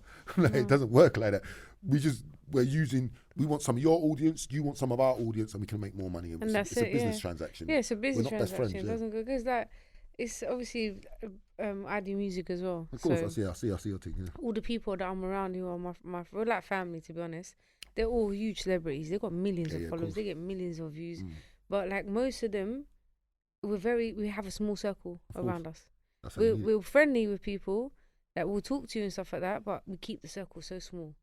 That's just because you don't know if people are around you because of your fame, because of money, because of your followers, because of your views, because they just want. It seems like everyone just wants to benefit something off you, you know. So 100%. When you're in that place, it's always better to just keep your circle small. No. You know, the same way I defend Dutch, I defend Steph, I defend any of her family members because they're good fucking church-going people. They're God-fearing people. People don't understand this. They're not some devil worshippers. They're God-fearing good people. You know what I mean? And that shows you because I have been considered a bad guy, but I was on a path of just destruction because I wasn't happy in my life. Do you understand? So, but every time I'm around them, good vibes. It takes me out of that anger and it takes me out of that. Do you know what I mean? I had a hernia the other day, but I had a strangulated hernia around my belly button, so they cut my belly button off. So I ain't got a belly button now. They just and sewed my stomach back together. Steph messaging, make sure Marvin does this and Marvin. Do you know what I'm saying? She really just generally gives a fuck. You know what I'm saying? Whereas a lot of other celebrities don't. Do you know what I mean? I've got other celebrity friends. They're not my only celebrity friends. I've got a lot of friends. You know what I'm saying? Like especially like just being around the industry for so long and just, you know what I mean? And and a lot of people say, oh, how do you know this person? How do you know? Because I'm so real, people gravitate to me, isn't it? Like, cause I just keep it 100, you know what I mean? And it's refreshing. If you fucked up, I'm going to tell you fucked up, you know what I mean? If I feel like nah, you're good. Like, do you know what I mean? Don't watch that. I see Dillian White getting beaten with a stick. I'm defending him. I'm not having it, bro. Like, he's a good man. He's a good Yeah, guy. you don't want yes man around you all the time. You need And like real ones I around will you as not well. yes man you. So if Yeah, you got me around, and you know I'm gonna tell you the truth. that's why they probably got Yeah. so much love for you as well, because you can't be having yes man around you all the time. And I'm always right. 95% of the time, I'm right. If I see something and I see an agenda starting to happen and form, now people don't understand. Hate trains are never started by just one person. It's powerful people starting that hate train. Do you understand what I'm saying? It's someone big behind the scenes starts that hate train. Do you get me? Like, as I said, the blog pages, the influencers, the fucking musicians, they're all in one person's pocket. Do you understand that? So if they want them to come for you, like a matrix attack, if you will, which Andrew Tate says it is. Like, people don't understand. The BBC was going hard for him, but people don't understand the BBC's government funded. Do you understand what I'm saying? That's why you pay to watch their TV channel, because it's got no adverts. Do you understand what I'm saying? Like, people, they're too stupid to put this shit together. So when the BBC are going after this guy, I'm thinking, right, you got no evidence. The witnesses you're saying he's fucking sexual traffic, they're saying, nah, that's not happening, mate.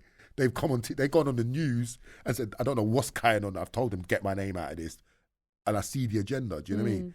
I'm not a punk. I just don't buy into just anything and everything. I like to use my critical thinking and use my brain in it. Because, as I said, to conclusions and we grew up in an era with no internet, where you had to actually write your fucking work and you couldn't just type it up on a computer. Do you know what I'm saying?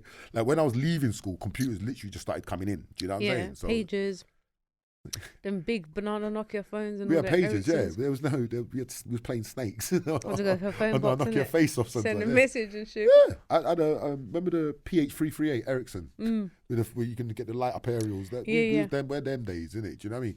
So I feel like if you was born in the 80s and before, your critical thinking or just having common sense is going to be more than the kids of the 90s and the 2000s who rely on internet and social media, because we're very different. Yeah, I mean, like, if we didn't know something back in the day, you'd have to find a family member that fucking knew. Do you know what I mean? Now you can just go to Google. Yeah, you just go to Google now. Oh, what's Google saying? But you don't know if Google's lying to you or telling you the truth. Yeah, that's true as well.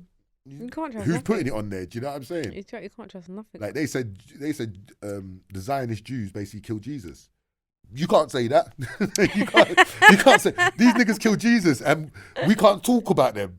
That's power. That's too much power for me. Do you know what I mean? I want to be able to say, look, if you did a bad thing, you're a bad guy. Yeah. That's it. Call it for what it is. Why can't I say that? Like, yeah, it's the truth. Like, you can't, like, I'm going to say something that's wild, and a lot of people have said it, but it seems to me, if you look at what the Jews went through with Hitler, it was bad, bro. It was terrible, right?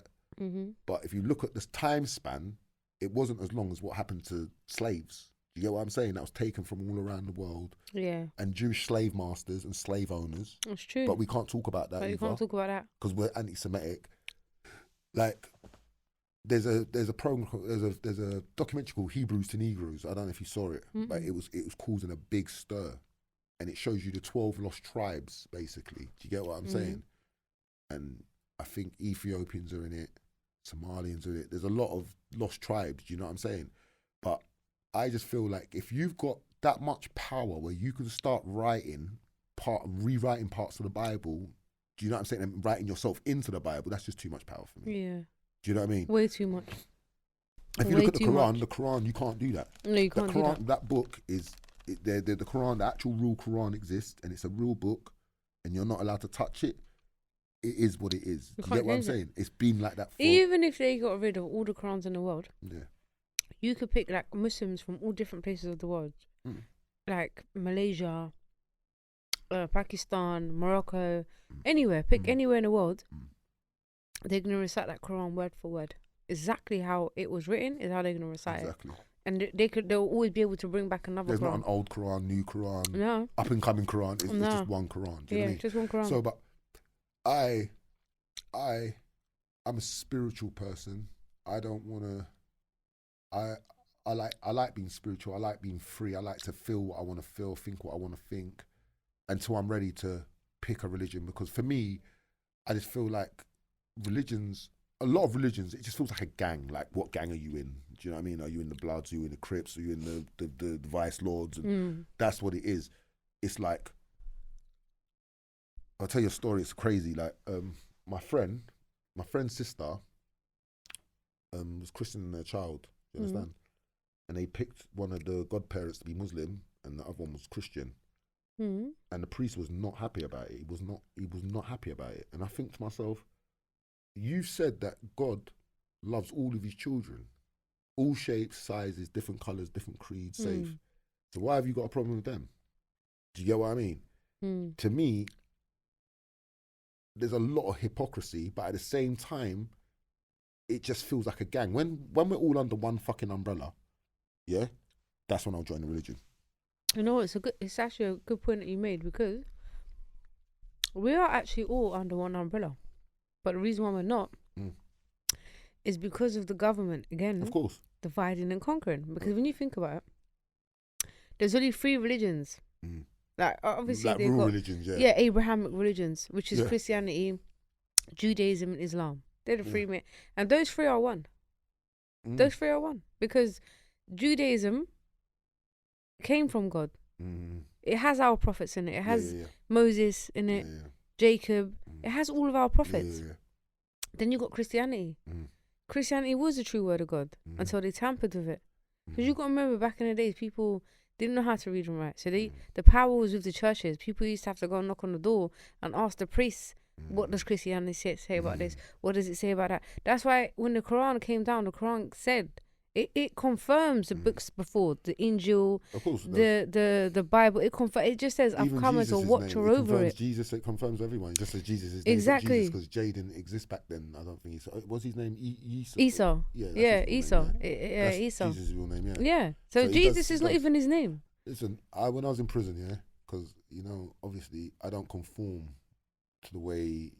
I don't like being told what to do. I don't like being controlled. And the prison officers, they had to learn it quick. Yeah. Otherwise, you're gonna have to take a lot of time off work, mate.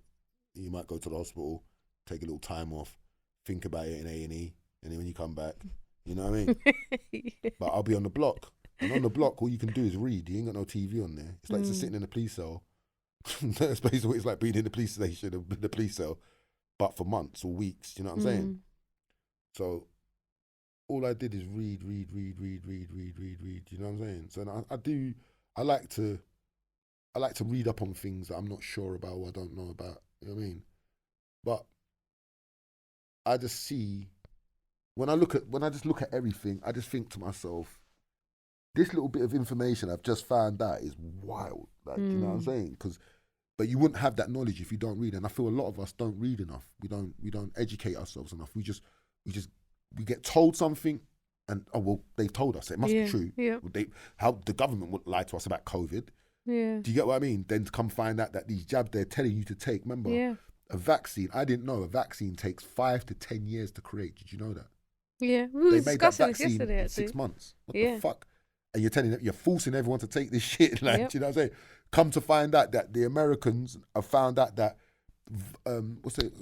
Pfizer is killing people. It's giving them cancer. You're more likely, if you've taken that jab, you're more likely to get cancer now. And they're not telling people this shit. Do you know what I'm saying? They're blowing the lid off these things. Even the vaccines that they're giving to children, they're just giving them autism. Look, shall I tell you when Donald Trump really probably became number one? Do you want to know when? When they said, why does he get the boosters? They said, well, you just told us it was one jab. Now you're telling us about boosters, this jab, boosters. And he started going against the narrative. Now he's a problem. Do you get what I'm saying? You know what I'm saying? There was a tornado that happened in America, and you're going to laugh when I tell you this. You can watch, go on YouTube, you find it. This tornado wiped out nothing but the Pfizer building when the Pfizer building was being investigated. A tornado just come out of nowhere, wiped the Pfizer building out. It was all over World Star, everything. That was probably God. Didn't touch no cars around it, just destroyed the building that was going to be investigated. Come on, man. That was going to be investigated? Yeah, they was investigated. They did that then, son.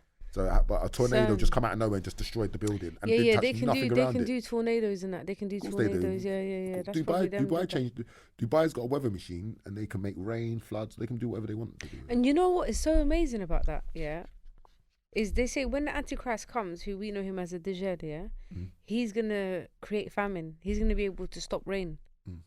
And it's mad how certain these people are starting to be able to control weather like that. You know? That's too much power for me. So maybe it's not himself that's going to be able to do it. It's going to be certain people like that that's going to be doing that technology, in Dubai, they've got that technology all around the world, and they've been having this technology all around the world for years. Yeah, of course. Before we had our first mobile phones, they had it like probably 50, 100 years before us. So they've got technology that we ain't going to see until 100 years. Exactly. So the new weapon, it might not be a bomb. It might be just a tsunami. That's the new that's the new weapon now. If they don't like your country, there's tsunami of the planet. You know what I'm saying? They've got some deep stuff, you know. If they wanted to, they've got these things that they can put these chemicals out, yeah. That they're working on it now. I don't know if they've done it already, but they're working on it now. See, like if you're an Arab or come from like that region, they can throw out chemicals that will not affect anyone else, but only will affect you. Of course.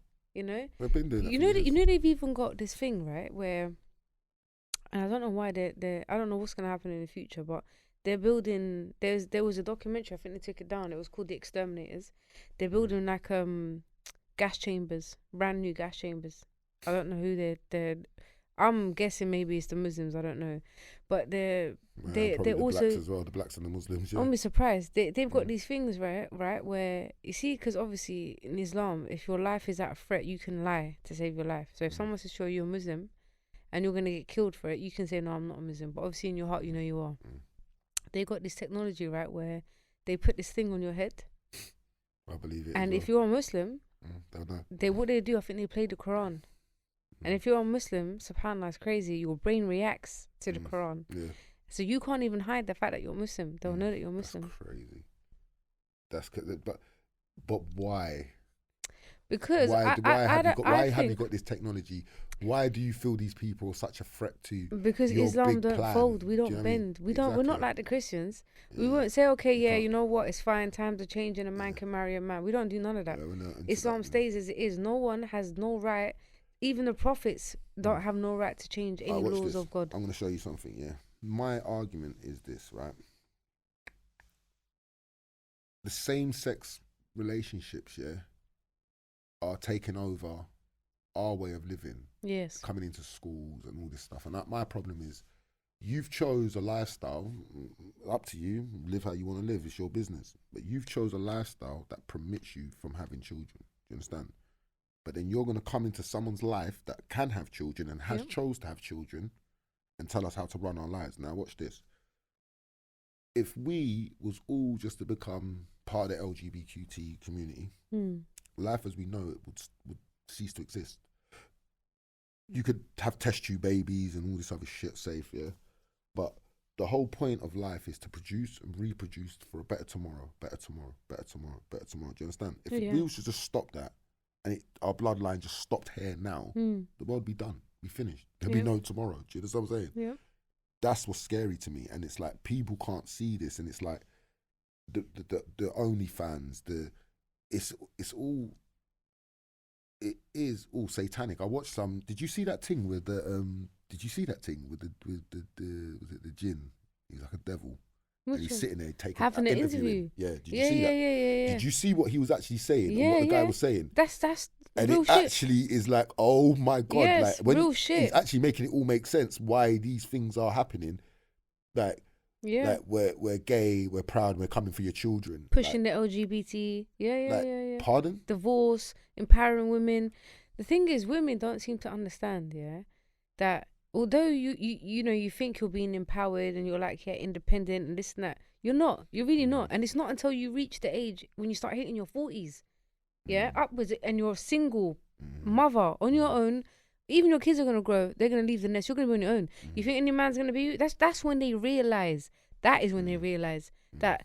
Whoa, hang on a minute. I should have got married. I should have had kids. I should have put my family before my career. Now I've got no career. My looks are dead up. I'm dried up. I'm old. I got no man. I got no kids. Do you understand? That's when they start to realize. And then they think that you can't argue with science. You can't argue with science. Can't. A man and a woman is not the same thing. They're like, oh, well, if a man can do it. No, you can't. You got a vagina. A man is not the same as you. Like, scientifically, when a man and a woman have sex, right, the woman's vagina inside takes shape, and people can Google this. They can research yeah, this it's if they true. want. It takes shape of the man's private part. That's why Yeah? it's comfortable for them. Do you understand? And the more sexual partners you have, the more different sexual partners you have, you're more prone to cancer. You get HPV, human papillonium virus, and the strands are all different. It's dangerous. You start to smell. I didn't You even know start that. to. That's what I'm saying. I found out. You see that when we're getting BV, it's a chemical imbalance. 9 times out of 10 it is from just sleeping with different sexual partners and letting them Yeah. sperm inside you. Do you know what I'm saying? But at least with I never knew BV is curable. Yeah, of course. But HPV is curable. They'll tell you that it's not curable, but it's way, way more difficult to get rid of. And that HPV is basically cancer. It's cells that are going to turn into cancer. That's why you see when women go for smear tests all the time, it's because of HPV. And you know what? The numbers are staggering. Guess how much people got HPV? 90% of the population. Fucking hell. 90% of the population have got HPV or have had HPV. That's wild. That's cancer. That's crazy. But I feel like they're giving us food to kill us off, and it's just weird. I don't understand why. Chemtrails. I don't think it's to kill everyone. I just think it's to kill the weak. I feel COVID was designed to kill off the weak, like not the weak, but the people with disabilities and underlying health problems and stuff like that. I think that's what, because the powers that be feel like they're grating on the system. Do you get me? Like whether it be financially, whether it be food wise, if you they got to depopulate. Remember, the smaller the population, the more easier they are to control. Of course it is. You see, like they're killing us every day anyway. You see, like for example, chemtrails. People will think, all right, cool. Why would they put chemtrails? What is chemtrails? I'm gonna break something down. Yeah, watch how deep this is. Yeah, there's a lot of people getting really ill and really sick, and they don't know why. Yeah, now the chemtrails is not just by itself. The chemtrail goes so all right. So let's say you got a microwave, yeah. If you got a microwave and you put a fork in there, what happens? You get sparks. You get spark, right, and it will explode, isn't it? So that's us. We are the fork in the microwave, because if you got chemtrails up in the sky and they got like metals, they got metals in the chemtrail. That metals and the chemicals that they're putting is coming down onto us. It's going into our soil. It's going into our plants. It's going into our skin. So we're having so much metals and stuff inside us. Now, if you mix that metals and stuff that's inside us with 5G radiation, what do you think's happening to us? We're fucked. But this is the thing. It's like it then goes back into what that Dr. Sebi said. Like our bodies are carbon based, you get it? And we need a carbon source to fix us. Do you get me? So that when we're ill, he said the most amazing thing, and he was like, and they killed him, and it's like he said, look, the first doctor known to man was a Socrates, a Greek doctor. Do you understand? He cured every disease around the world with just herbs. Do you know what I'm saying? Herbs, but yet they'll spices. keep on giving us chemicals, and he said our bodies don't. He said there's only one real illness that man has. Mucus. It starts from mucus. Yeah, mucus. If you look at cancer, AIDS, all of it's all mucus. All mucus. Do you know what I mean? So he said the only way to eradicate the mucus is through carbon-based, like alkaline herbs. water, herbs, fruit and veg, even like all this processed meat stuff. This meat is so bad. You see, like even Islamically, you're supposed to have meat, but only once in a while, not all the time, and it's supposed to be organic meat. Yeah, they're giving us pure. You can't buy organic meat anymore. I went. Where did I go? I think Tesco's is selling that dodgy meat. You know, because I don't cook regular, but I do like to cook here and there. You know what I mean? Yeah. And I picked up this chicken, and the way I've been fucking with chicken my whole life. You know what I mean? And I picked up this chicken breast, and it was so heavy, and it looked alien when I looked at it. Yeah, because they put injections in it to make it bigger. Forget that. It was not that. I know that because I've seen the water. This shit was, it felt, when I touched it, it felt, I dropped it. I said, what the fuck is that? It felt like, Do you think it was genetically modified? It wasn't even a real chicken. And then come to find out that the king has signed off to give us genetically modified chicken now. Wow. And they're selling it. Aldi have been exposed and Lidl have been exposed for selling it already.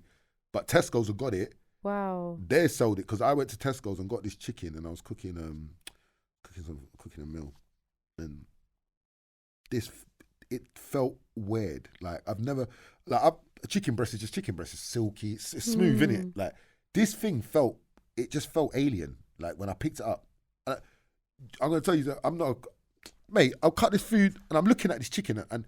You know that I'm heating up the pan, but I'm looking at the chicken at the corner of my eye thinking it's going to move. That's how weird, I swear to God. Like, you think I'm joking? And I said to my peoples, I said, this chicken's not right, you know. Come to find out, yeah, it got exposed as, they're selling. Do you know what I mean? So I said, I told you, like, you thought I was a madman, innit? This dodgy chicken. That's why I'm so glad I don't eat meat no more. I don't eat meat or chicken. I'm going to have to come off eating meat as well because I can't trust it. Yeah, only if I go to Morocco or something and I know it's organic and I see the hen there and it's getting, you know what I mean? Then yeah, maybe. But other than that, no. Because that's like the leading number one cause for strokes, heart attacks, all of that. We don't know enough about these things, like, to... I don't think we know enough to, like, start consuming it and eating it. Like, yeah. Look how long it's taken for us to work out that now you're more likely to catch cancer, or not catch it, but get cancer by taking that jab now. And all your boosters. And so you can't, as I said, it takes years to work out these things. You're just giving it to people in 6 months and 8 months. And it's crazy to me. So, but you don't know the long-term effects. And then they said, oh, you get this jab and you're right and you won't catch COVID. And everyone's catching more COVID. I'm like, COVID, yeah. You're more likely to catch COVID if you got the jab. They knew that. They knew that. Because, bruv, you think I took that shit? I ain't taking that shit. I said, listen. Neither did I. The government, people don't understand what government even means. They're so stupid. They think, oh, the government, they're here to look after us. They love us. To govern something is to control it. And the ment is for the mental. Do you understand? So when you put it together, it's government. Do you know what I mean? But you're governing us. If you Google governing me, if you Google govern means, it means to control. Yeah. So that's what they do. The government controls the people, and people don't understand it. So whatever the government says, people are so stupid. Oh my God, the government said it's good. Yeah. Man, they're controlling you, bro. Like, those people are the ones that get me so angry. You know that. They're the ones that start shouting, why didn't you got your mask on? Yeah, why didn't you get your vaccine? You're so selfish. And then at the end of it, they ended up being the stupid ones. Yeah, there you go. Now they're like, oh my God, I'm going to get cancer. Like, crazy. Do you know you should have thought about it, innit? It's like, can't you see? Like, can you not see? If the government was a good government and they cared about us, don't you think they would be promoting a healthy lifestyle? They're all bad. They're all governments. They work in their own interest. Like, what people don't understand now with the Conservative Party, their thing is to turn England into one big factory. That's what it is now. It's just a factory. That's why they want us to leave the EU, so they can turn us into a factory. Yeah. It's a factory of workers. They've upped the retirement age. It's just a factory of workers. Now they're trying to say, oh, you can't even be sick. If you're sick, you're fucked. You know what I'm saying? Like, it's everywhere. Say even if you're disabled, you can still go to work. You can still work. Yeah. Like, say, oh, you can work more than 9 hours. But what if you physically can't? Well, they're sitting on millions. Their children are being chauffeured to school. Yeah. If you're late to take your kid to school, you know, I used to wake up every morning having a heart attack, thinking, shit, what time is it? Oh my God, I need to get my child to school. Social services, you know, like, well, these got all chauffeurs dropping their kids to school, picking them up. And this is what people didn't see. So it's like, if we take our kid to school out of school time, or in school time, it's £50 a day now. It's £150 if you 3 days, right? But then when they want to shut down and go on strike and do whatever they do, they can just kick our kids out of school and the kids can just stay at home and you got to find something for you. Do you know what I mean? It's like, make it make sense to me. Yeah, they're all for themselves. They're all for themselves. They want your kids at school and so they can control them. Your kids got to go to school by force. So if that's the case, you should provide transport. Of course. You should provide food. Of course. Because it's by force. If I didn't want my child to go to school, I'll be taken to court, taken to prison, and my child will be taken off me. That's it. But you can see where this satanic agenda is going. Like, even with this LGBT, and I'm making it clear, I don't have no problems with people who, you know, I want to be gay. That's your. As long as you don't come next to me with that stuff, I don't. You know, it's not my problem. But to push it on young children, that's where I have the problem. But this is then why didn't they push it? Why didn't they take it into a college and start teaching? Because remember, when you're why are you starting so young? Why are you starting so young? Because your children are more they're more likely to take in brains, the shit. Like, sponges. And not just that, you know what they do? You know, they think I was going to say they think they're so smart. They are smart. You know what they're doing? What? They're basically pushing that agenda. So when parents now start complaining, especially Muslims or religious people, you're homophobic. Social services Have you not noticed? We live in a world of labels now. No one wants the label. Yeah. Call me what the fuck you want. I don't give a shit. Kiss my ass. Yeah. I don't care. Like. You have to have that attitude, you know, like to survive. You have to have that attitude. You can't be boxed in with all these labels and all that. You're anti-Semite or you're. I ain't got time for this shit. Listen, man. Like, we don't have to like everything. We don't have to agree on everything. Like, what sort of magnolia world would we live in If if everything just everybody- agreed with everyone? And And we it's all, true, they say in our freedom of speech, everyone. So what about us then? But have you noticed that freedom of speech shit? That's died out. What There's about no- our freedom there's of no- speech? No, but There is they no such they thing no apply more. freedom to speech You to can go to prison LGBT. if they don't like what you're saying. You're going to prison. Yeah. Andrew Tate is going. They're looking to put him in Yeah, jail everyone go to prison. because he doesn't agree with his freedom of speech. But then it becomes hateful speech and hate. So No, you can have freedom of speech if you're talking what they want you to talk. of course, But if you're speaking opposite of what they want you, then there is no freedom of speech. there's no such thing as freedom of speech. It's a unicorn. That's a Bigfoot. Like I say Crazy. something, they don't like it, I'm cancelled. Yeah. So where's the freedom of speech? Or I got put in prison because I've offended someone's feelings. You know what I'm saying? Yeah, everyth's feelings. It's As well, feelings. innit? Oh This my generation God! is Like proper emotional. you're training us to be all mentally ill patients. That's what you're doing. Like, oh my God, he called me a bitch. Oh my God, I'll start crying. Like, all right, bitch. I don't give a shit. Call me a bitch all day. Like, kiss my ass. I don't care. It's true. Like, honestly, Everyone's become so emotional. I was born. Remember that word? Sticks and stones may break your bones, but words will never hurt me. Yeah, we need to go back to that. My skin is Yeah. crocodile thick. I do not give a shit. I've been called names. I've been called this. Yeah, that, I this, see that, you. I this, see that. you when you're trolling. I think the last You troll. can't troll me because I don't give a What fuck. happened with you and is it what's his name?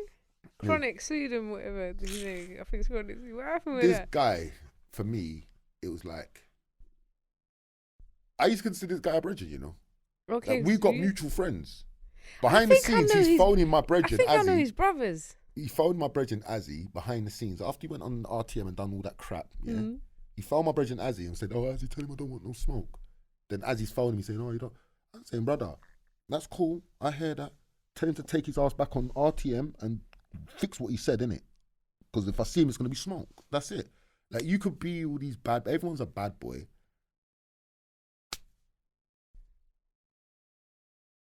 Until I see them. You get it?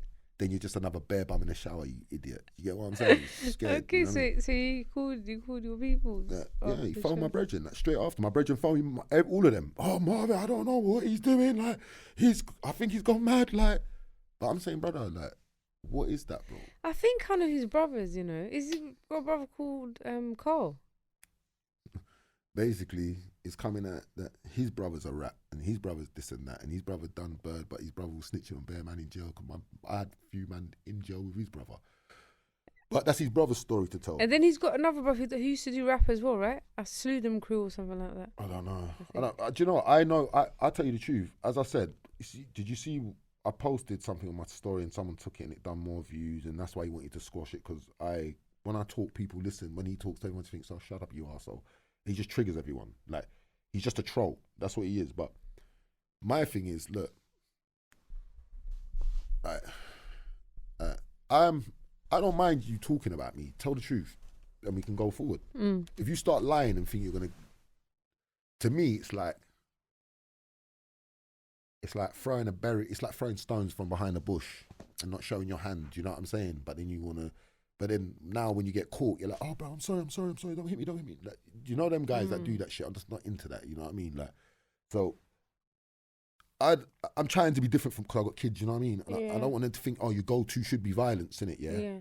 But me and him have history where he's done stuff to annoy me in the past, and I've given you blighs. You know what I'm saying? And it's getting to the point now where Enough.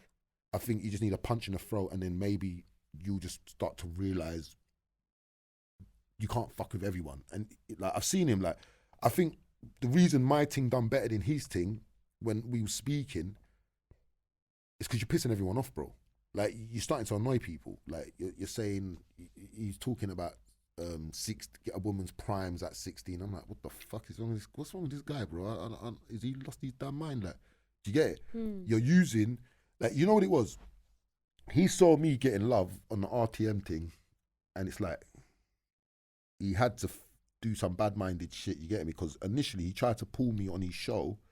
He was doing some Twitter Spaces thing, and one of our mutual friends pulled me onto told me, "Oh, Marv, come." He was begging me to do it. He didn't want me to do it with someone else. He wanted me to do it with him. And I thought, "Oh, well, I know him. Let me go on there." And then when I got on there, they tried to do some weird shit. I'm like, bro, like, I think where they saw me on Spray saying I'm trying to be humble, but it's a journey. I've not mastered it. You know what I'm saying? So you saw that as a green light to start taking a piss, innit? But for me, I just think to myself, okay, you must have not heard I've not mastered this journey yet, Rude Boy. You get what I'm saying? So I can still be active if you want me to be, big man. Do you get what, do you know what I'm saying? But I'm just happy being the boogeyman when I need to be in it, and not all the time, because it's draining. It's mentally draining. It's physically draining. Yeah. It takes a lot out of you. You know what I mean? And I'm just trying to put that energy in things. I just want my spiritual energy just to be balanced. And for him, he upset the balance. Do you get what I'm saying? Because now I'm thinking, there's idiots that will believe what you're saying, bro. But you don't know me well enough, brother. I would never. I'm gonna show you how you know he's a chatty patty fishy batty, bro. I'm gonna show you how you know, right? No, I'm gonna show you, man's a patty, chatty patty fishy batty. I'm gonna tell you, right? And it's like, if I hear a story about you, yeah, but say you're my brethren, or I know you, and we got mutual friends, and we're cool, yeah. If I hear a story about you, yeah, but I don't know the person in the story, I'm not gonna take the person's side in the story over yours and start trying to push that as a narrative. Do you get what I'm saying? They put me on his podcast. All his podcast, he films, because him and Cordell was, Wiley's brother. They was doing some podcast called Twitter Spaces, right? Where they got like chat rooms. So for me, you've asked me to come on, you've tried to do some slick shit, and then me being me, at that time I'm dealing with a Dutch thing, and I've just come out of jail. Remember, I was in prison 24 hours a day in a cell, not allowed to even come out for showers, exercise, nothing, because it was COVID lockdowns in jail. A lot of people started talking to themselves, especially after, imagine being in a police cell for 3 months, just sitting in there for 3 months, and they're feeding you at your door like a dog. You want to take a shit, you got to shit in front of 3 other men. Like, you want to have a wash, you got to have a whore wash in the sink. Like, you know what I mean? Yeah. Like, the only person you can talk to is the screw, and you can talk to them through the crack in the door. Do you get it? Safe. So man come out under them conditions, you know what I mean? So he tried to do some slick shit. Me and Tiny, Fox's old friend, me and him are going at it. So they've brought me on the show telling me they want to talk about that, and then they tried to do some slick shit, do you know what I'm saying? And start talking about rumours and what they heard and what. I'm not here for that, big man. I'm saying, look, talk about what you know. What do you know? Which is nothing. You don't know fuck all. So I'm saying, look, big man, like, for me, do you really want to open this can of worms, bro? Because, so when I started explaining it, I kept on seeing him trying to do some slick shit, and I just weren't feeling it. So I said, brother, say something nice about me then. You know me. Am I a prick? Am I a punk? He said, no. So I said, say something nice about me then. Oh, we're not doing that. We're not. I said, bro, say something fucking nice about me, bro. What do you mean, bro? You're trying to bring me on your show and trying to be like an arsehole in front of all these people, bro. Remember, there's over 100 people in his chat that heard this conversation. Do you understand? Now, every session or series he does of this, like none that he has a segment, he posts it. Why don't you post my one? I'm gonna tell you why.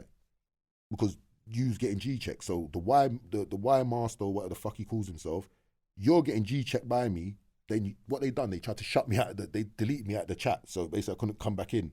Okay. His brethren, Millie Major, he was also talking shit, some never fucking MC, some idiot. He's basically sent me the link to come back in the chat. So imagine I've come back in the chat and they're talking shit. I'm saying, but what are you talking about? Then everyone goes quiet, thinking, fuck, how the fuck did he get back in? We just kicked him out. Like. But you didn't know that you're, like, see this bad mind thing that these men do, your brethren bad minded you and he didn't even know. You see where I'm coming from? You tried to lock me out of your chat. Your brethren, when you tried to say that snitch thing, your brethren said, but bro, when that man was going in, he was in Greece. He was in, the Millie, tell this guy, he's a fucking idiot, bro. Do you know what I'm saying? Like, and then me started going mad. Then he tried to set me up with the Wiley situation. So there was an old situation me and Wiley had back in the day. And he tried to do some slick shit. Like, he tried to ask me about it, but Wiley was hiding in the chats because he was at the bottom. I didn't see him. Then Wiley was like, I don't remember that happening. And I said, brother, what are you talking about, brother? If you really want me to do it, I can start making phone calls, because one of the guys is dead, which is Storming, but at my brethren, Adrian's still alive, you know, and he will confirm this story. And we're not them guys to sit there lying, bro. We need to lie about, but you're just a fucking MC to me. Do you know what I'm saying? Like, I rate you for your music, but you're not a bad man to tell me nothing. You know what I'm saying? And that situation, unfortunately, I was hot-headed when as I said, I was a young guy. I was 19, 20. I was just very angry and hot-headed, and I used to do reckless things, and people were scared of me because I was reckless. Do you know what I'm saying? So I'm saying to my man, do you want me to phone my man and tell my man to tell you? Because my man will tell exactly the same story. Like, I can put him on speaker right now. He's not in the spaces, and he'll tell you exactly what happened, big man. We came down in the van, and you know it was about to happen. Do you get what I'm saying? Someone was about to come with us. Do you get what I'm saying? And you know, you get how it goes. So, do you really want to play this game, Wiley? Because when we drove up into Isle of Dogs, your whole Roll Deep gang was there, bro. Just you wasn't there, and Trim wasn't there. The rest of you was fucking there, bro. When I see you, man, at Rinse FM, remember when I come down and you starting bullying my brethren Storming, and I said to you, because Storming had lupus, so his skin was eaten out, like his skin was fucked in it a little bit, like. But he was a very talented MC in it, and that stopped him from. That's why I kind of didn't fuck with the industry, because I felt like It stopped him from becoming who he should have been because of a disability that he can't help. You know what I mean? But then when he dies, everyone wants to RIP him and talk and shout him out on all these fuck off, man. You guys could have all brought him in, but you didn't want to. Do you know what I mean? So you made him a pariah in this fucking music thing where everyone was laughing at him and cussing him and whatever. They took him. Storming was at Carnival. Chronic, Esco, and a few others tried to start bullying Storming. Storming's come back and told me, which started me and Esco had an argument. But Chronic and all the man was there, where I'm badding him up. God rest R.I.P. Chronic, Esco. And I felt like because I did that in front of Jammer and all them lot, he's always had a problem with it. I boxed up his like man them that are my age group. I said young G's, but they were my age when I'm deep in it. Boxed them up. We see him at Lee Bridge Road. You know that Lee Valley where the ice skating rink is. They was doing a video shoot. Jammer invited us down. He's there talking shit. He come up to me. I was with me, my boy H, young one, he's the MC, Harry now, he's just a big man now, and Azzy and Jammer come up to man and tried to do this. Oh, bro, I heard you was chatting shit. I said, brother, are you fucking off your mind? You're in the wrong end, rude boy. I don't do that. Like, you could lose your life like right now, big man. Like, how are you gonna come to me in Hackney? Do you know who I am? You lost your fucking mind, bro. Like, then his brethren and a couple of them man ran up to him and said, brother, stop it, bro. He's way too heavy for us. Do you get what I'm saying? His family's serious like this. Do you get what I'm saying? I got 14 bad boy cousins that are just equally as bad boy as me in it. Like, you man could jump me, but I guarantee you, by the time you get to the top of the Lee Bridge Road, you're finished. Do you get it? You have man on superbikes chasing you man down, and it's game over. Do you get it? So he was like, oh, but I didn't know you was man them. Oh, shut the fuck up, man. But after that, I just didn't really fuck with him. So I just let Azzy fuck with him. Do you get what I'm saying? So, but me and him, we're cool through my brethren Azzy. But I'm trying to show Azzy, that relationship can end right now. You get me, brother? Like, you get me? Like, a friend of you, like, do you know what I'm saying? That's how I am. Like, if you're my brethren, I could be cool with your brethren. Do you understand? Yeah. But if your brethren chooses to feel that our friendship can end and that friendship can end, do you get what I'm saying? Because as I said, I fly. I'm a solo fly. I'm an eagle. I fly on my own. You know, I don't need to flock with pigeons. Innit? I know what I'm on. Like, you man can be bad boys, and that's cool. But just my spirit is just different to other people's. You know what I'm saying? I will figure out your stop button and I'll push it anytime I want to push it. Do you get what I'm saying? And you will stop. You will stop like a robot. Like, I'll push your stop button. Don't play with me like that. And I think a lot of people are warning him, like, brother, he's not with it. Like, leave it alone. So just stop it, bro. Like, you know what I mean? But I'm trying to phone this guy and he don't want to answer the phone in it because I'm trying to tell him what it's going to be now, what he's just done.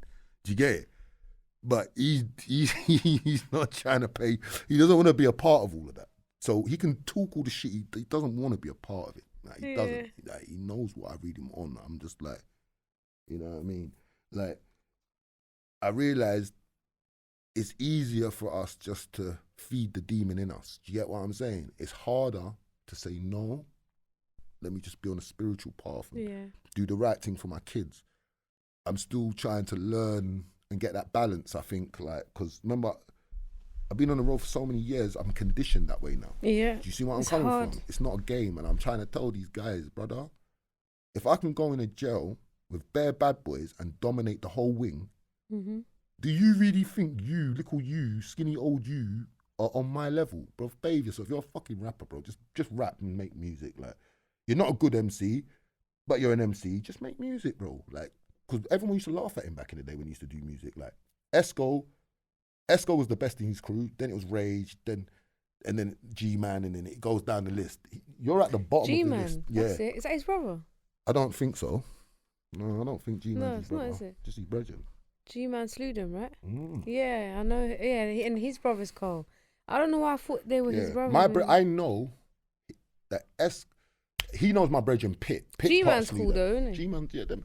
G-Man's cool. That man don't do the funny shit he's doing. That's what I'm saying. He's on the internet arguing with kids every single day. Like, you can go on Twitter Spaces, you go on Google, YouTube, and just listen to this guy. He's trolling girls, like little girls. It's like, bro, allow it, bro. You're in your 40s, bro, like mid-40s, and you're just doing pants, like. So is he like? Is he officially a co-host on Young Spray's podcast now? Because Ice Cream's gone off to have the baby, isn't it? So they're just both filling in for. Yeah, but Ice Cream probably will be back in it. Yeah, yeah. Just, I don't know, he's co-host. But I was asked to co-host on it.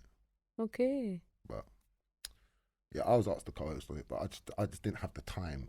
Do you know what I'm saying? To give up every week. And, yeah. You know what I mean? And plus, that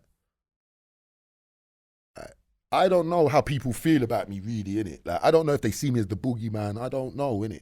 I don't. I People actually like you. Yeah. I was reading the comments and they were like, "Oh, Marv needs to get his own podcast." Yeah, because you're entertaining, you know. I think that started through the lockdown, like, you know, because everyone was bored, everyone's in the house, and I come out of jail going ham, like, and everyone's laughing, and like, you see the M Huncho thing. Like, when I posted it, I didn't tag him, didn't put nothing on it. Someone put 2 and 2 together, and then they made that big. You get me? I just posted the video in it. Yeah. You know what I'm saying? But I knew what I was doing. I just posted it. But you know what I mean?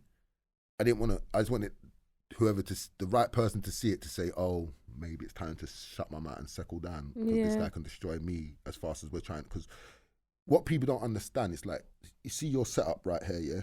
People don't understand how much money you might have put into it. You might have put in a good little piece of money. Do you get about it? You could have put into a house or whatever. Do you know what I mean? Because all this equipment's expensive. We know this. So people don't know how much money you've invested. People don't know how hard you've had to work or grind to put that into this. Yeah. So then respect that, innit? For someone to come and try to destroy your platform and destroy your bread and be like, well, you're gonna have a problem with that. Definitely. Do you know what I'm saying? Yeah, definitely. So people can't then turn around and say you're a bad person because you now got a problem with them trying to destroy what you've built. Like, how dare you, bro? Like, what do you think this is, bro? Yeah, no. Like, I can slap you, but don't slap me. No, you can't do that, because people put their blood, sweat and tears into what they do. This is what I'm trying to explain to you. It's their, like, not their life, but yeah, more or less your life. It's what, it's what you're trying to do. You put a lot into it. If someone to just come and try and break down everything you've took a while to build, and that's a bit crazy. That's what I'm saying. People saw the Dutch come out of jail, blow up. They didn't know that we'd been there 7 years prior. Doing all that work, investing, working, grinding, getting tickets, fucking driving to this studio, that studio, sitting there all night. And people think music's easy. It's not easy, man. It's not. It's not easy. It's hard work. Well, man. you do it, so you're gonna know. Yeah, it's hard work. It's hard you to got just, mixing, mastering, finding the good producers, your sound. Even finding a person that can mix and master properly is fucking hard work. Just that is hard. Finding someone that can mix and master, just that alone is hard. Yeah. Shooting videos, getting outfits for it, getting people for it, waiting for the editing, and the editing goes wrong. You lose money, invest money, flights, hotels. Like, it's crazy. It's not easy, man. That's what the beautiful thing is. Like, when you speak to someone, this is why I've been very selective with the people that's asked me to do podcasts. Do you know what I mean? Like, like, I've been asked to do a lot of podcasts, but I just feel like not snubbing anyone, because it is what it is. I can fuck them. I don't give a fuck. I don't care if they feel snubbed or not. Like, it doesn't bother me. This is not my life. Do you know what I'm saying? Like, obviously, if I feel what you're doing, then I'm gonna fuck with what you're doing. If I don't feel what you're doing, I'm not then gonna go on your podcast to give you views, because then, like, that doesn't benefit me doing that. I don't want to be famous. I'm good. Yeah. I just want my brethren, my little brother, to just go back to just being able just to live his life. I don't think he even wants to do music anyway, so I don't think he gives a fuck. I don't want to be like, even if he come back, I wouldn't want to do music again, because I've seen who people are. Once I've seen your fake, I can't unsee it. Do you know what I'm saying? And I'm so I'm so old school and set in my ways. I'm not forgiving like that. That's what it is. Yeah, I'm not a forgiving person, and I need to learn to forgive. But it's like, It's mad though, because if someone does you dirty, they reveal their character. Yeah, and if they done you dirty, they can do you dirty again. So is that a chance you want to take? A snake. You know, a snake if you give them, or if you give them that chance, are they going to be better this time at hiding it this time around because you've already?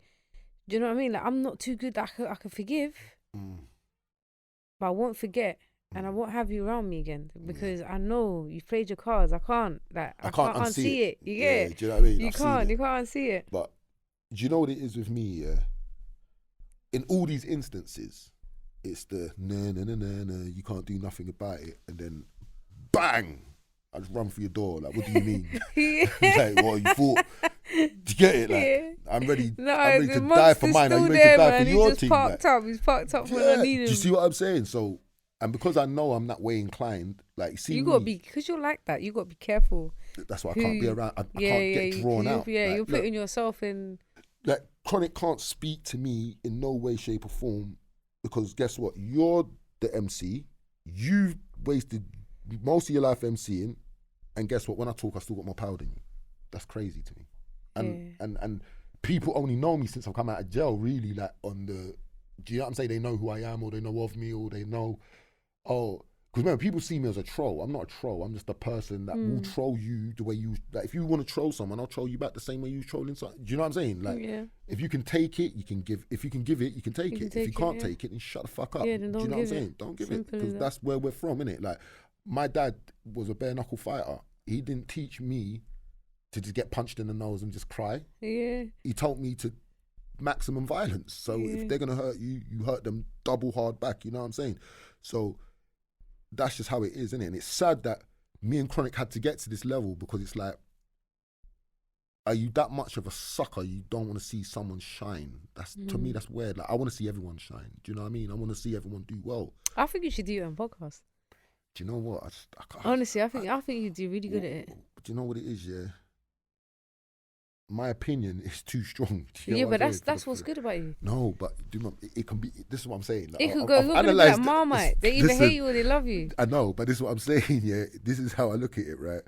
It's like, I don't want to feel like I'm chatting people's business every week, especially if it's something negative. Do you get what I'm saying? Because I might see something, and I might talk about that something, and then that something might not be real. Then I've helped destroy someone's career. No, but I think because you're quite woke, like, and you're spiritual. Yeah. So you could just talk about, like, it doesn't necessarily have to be people's business. You could just talk about, like, things that are going on in the world today, politics, like life. As soon as I talk about Israel, I'm finished. That's it. Leave Israel alone. I'm done. We've got to leave Israel alone. But you know, like, just in general, you know what I mean? Like, just like talking about, like, the things that we were speaking about today, and that, because you got like I don't know, it's like the way you say things is funny. Like, how you're so blatant and so straight up. Like, you don't get that every day. You know what I mean? I just try to just. Do you know what it is? Yeah. I think we need more of that. We need more real ones, like, out here, you know? Because then if you got more real ones out here, you can... I'm happy to join your hard work. That's it. You done the hard work. I just come and I'll talk to you, and I'm happy to do that here and there for people I fuck with, innit? If I don't fuck with you, I'm not doing your podcast, do you? Do you get it? Because as soon as I did the spray thing, I got a lot of podcast people coming to me, but then essentially a lot of these people try to smash down my thing. Okay. So it's like, why would I come and give you? It's like, a few people are very forgetful when they do bad things, you know. Oh, why he thinks he's...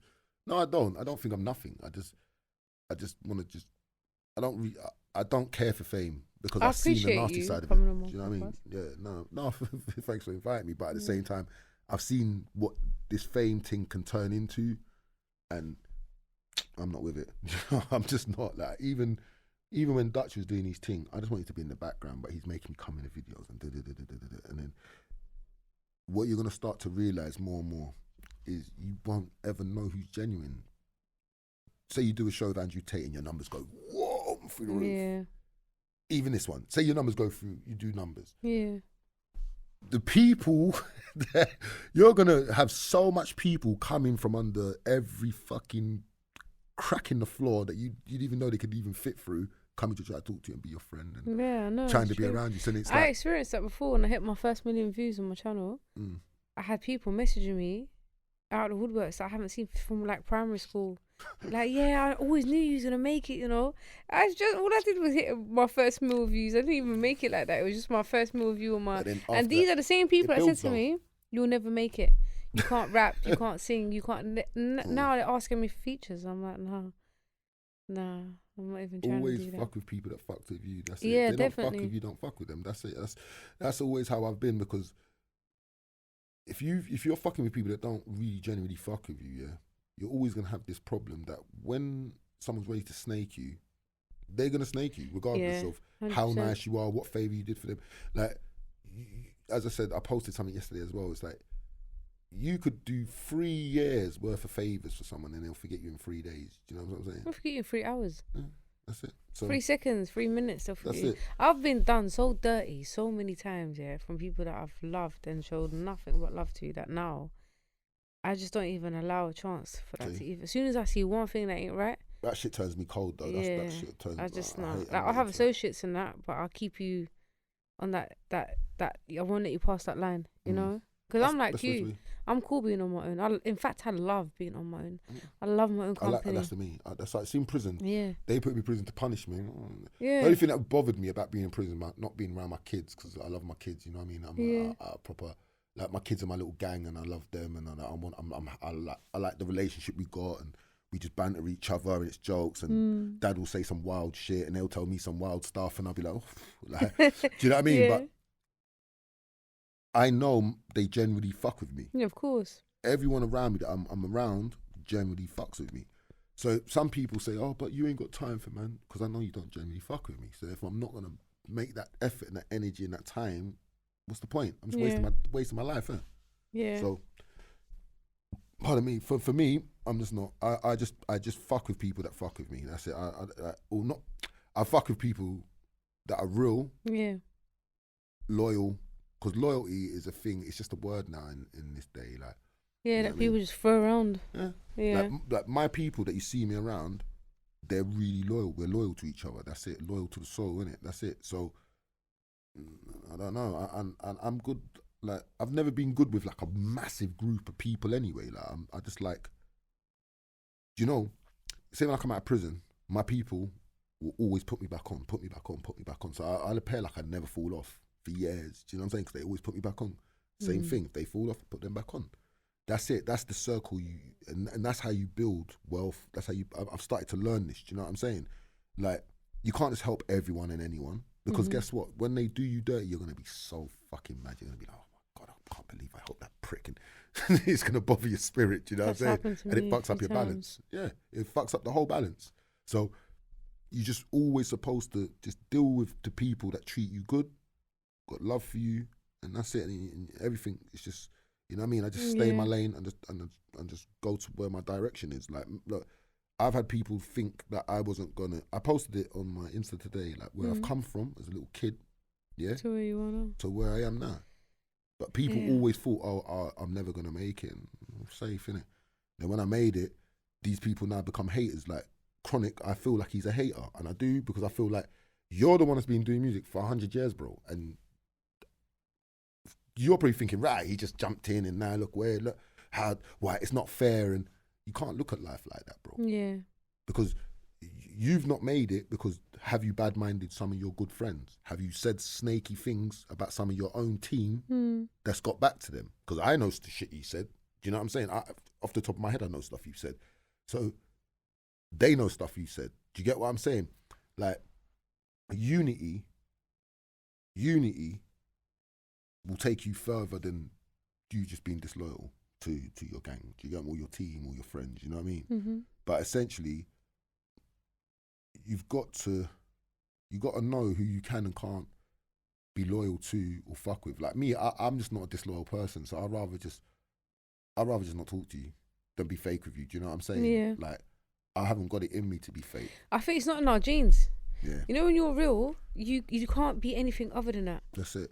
But remember, real means different things to different people. Even though I know, like, for example, I could do something snaky, and I could get away with it. Yeah. But myself won't let me, because that's not me. That's it. And if I was, I wouldn't. It won't sit with me. It won't I'll be like, nah. But that's what I'm saying. When you do that, there's only so long God will allow you to get. Because remember, life is all about balance. So if you unbalance something, the only way to balance that something is to give you a taste back of your own medicine. Yeah. Do you get what I'm saying? Mm-hmm. And I've seen it happen to a lot of people and they couldn't handle it. Yeah. You get me? Like, I think in my life, I've been shot up and stabbed up and these things. You know You've what I'm been saying? shot before? Yeah, of course. Been stabbed up a few times.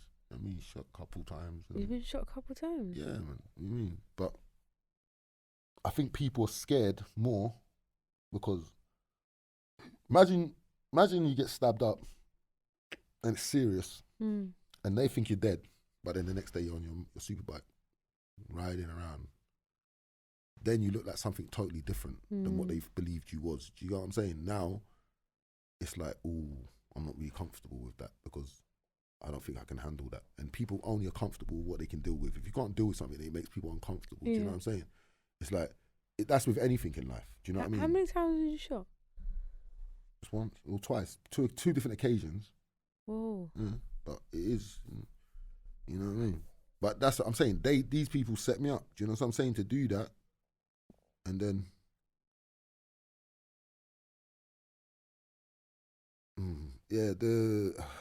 I can't, I want to say it, but I can't really, do you know what I mean? But the outcome of what happened after, I think made a lot of people uncomfortable to keep and trying that. Do you know what I'm saying? Because it's like, oh, did you see what my man had to go through after he did? You know what I'm saying? So it's just the balance of life, isn't it? Like, I'm not a man to run to the police. Oh my God, he stabbed me, he shot me. Because the police can't help me. Remember, they're just there to get promoted off you. Like, do you know what I'm saying? They bust that big case, they're getting promoted. You're a rat. You can't be comfortable in your ends. Like, do you know what I'm saying? It's a. But then if you go the other way, and you retaliate, then you could be looking at a long time in prison. Do you get me? So it's like it's a lose-lose situation for you technically. Do you know what I mean? So you see, with me, I just try to be around people that I love, respect, and admire more than the people that I don't really fuck with. You know what I mean? Because you're less likely to get in problems that way. Do you know what I mean? And it's more beautiful when you're all building together. You're all on that team where you're on that podium and you're like looking at each other like, yeah, we're here, we did it. Like, do you know what I mean? Like, I like that. Do you know what I mean? Like, I've seen a lot of famous people break down because they couldn't trust their friends, and like sometimes it can be so bad you can trick yourself out of your position. Do you know what I'm saying? Because you can't trust people. So it's like, you can't even trust your own family.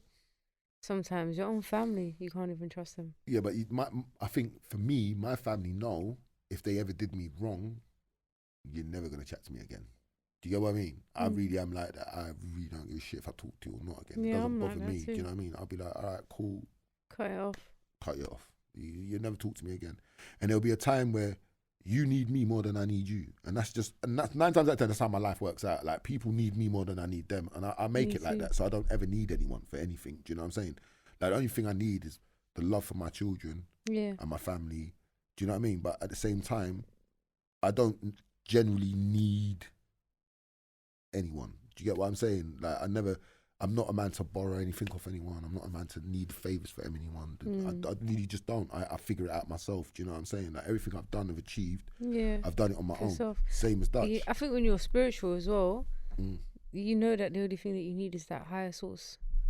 That's it. Self-made, innit? Yeah. You know what I mean?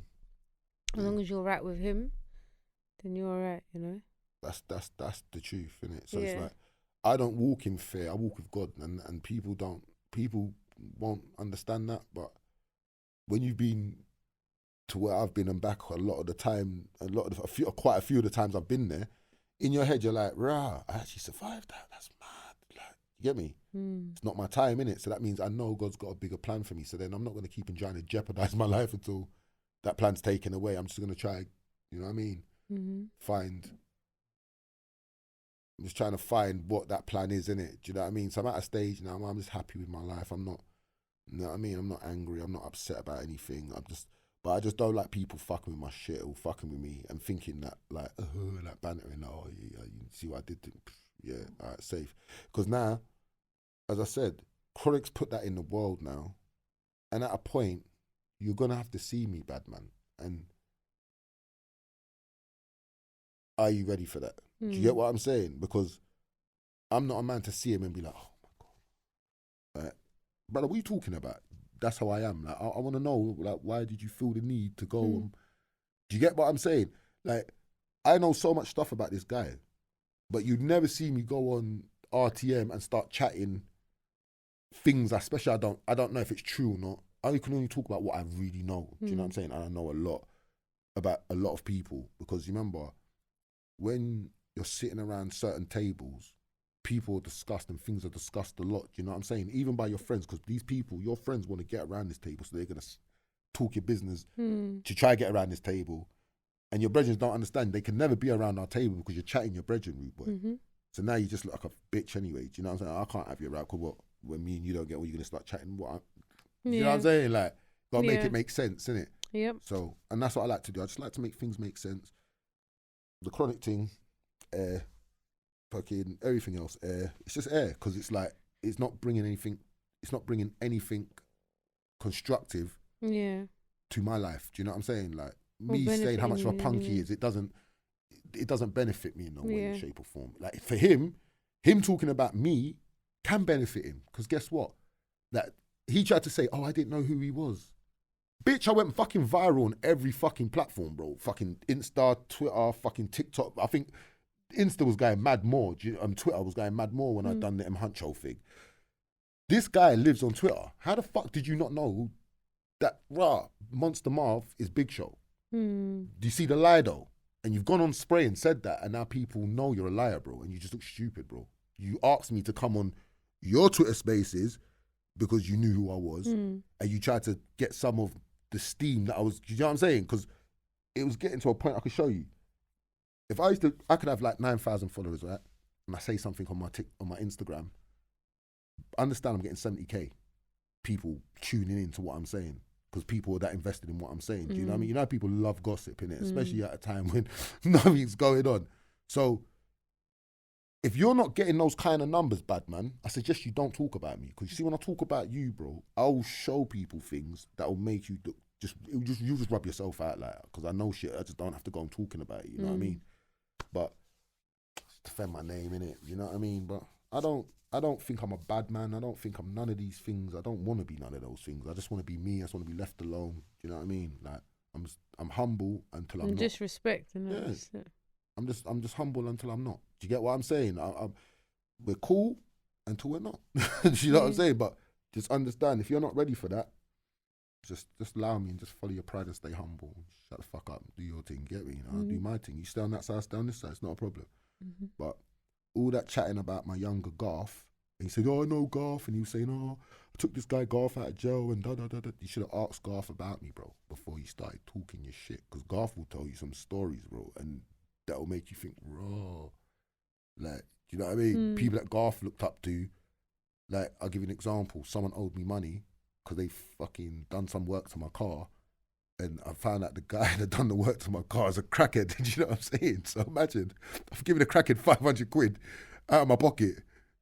I'm thinking, right, just pay the fucking crackhead. And then I'm driving, and the thing that I paid him to fix is bang, just fucked up in my car. So now I've gone to get my money. This guy, I found out the guy's a crackhead, because when I told my people what had happened, he said, why did you pay me as a crackhead, you madman? I'm thinking, fuck, you know. So now I'm embarrassed and angry, innit? So I'm saying to them, my brethren, you got to run back the bread, innit? Your pops has got to run back the bread. No. My boy Garth's brethren, he's like my age, but he's older than me even.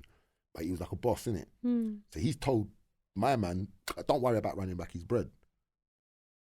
That's when it all went left. Do you get me? Because now I phoned him. I said, "Well, you telling man not to run back my money, bro? Like, are you all right, bro? Like I said, all them platinum teeth, I'll punch all of them out your mouth, rude boy. Like, what are you talking? Like, bruv, are you really on this bad man thing? Like, safe, don't say a word.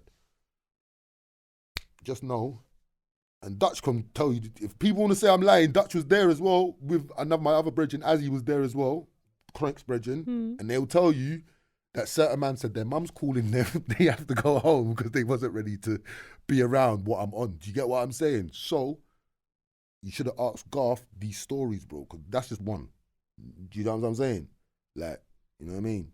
So, just let me just be on this journey of humbleness, because I just not really, you know what I'm saying? Like, I'm trying to go stay in jail. I've got kids. I'm trying to grow them up. You know what I mean?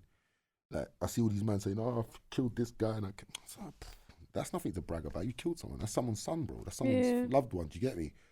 Like, for me, I'm not a killer. You know what I mean? I'm not nothing to do with that kind of life. But a couple good licks will fix your business. You get what I'm saying? Like, you know what I'm saying, though? Like, you know what I mean? Like, I remember my dad used to say, "Yeah, come here." I used to be, "Oh, fuck's sake! I know I'm gonna get the hot one." I don't want the hot one because I know he's a serious guy, in it. Punch me in the chest, but like, oh fuck, you know, don't allow it. So that's how I grew up. You understand? So for me, I just feel like rather than wanting to see me down there like that, just allow it, because you're not ready for it. Just so yeah, that's me, man. So would you say that you've calmed down a lot over the years? Oh, mate.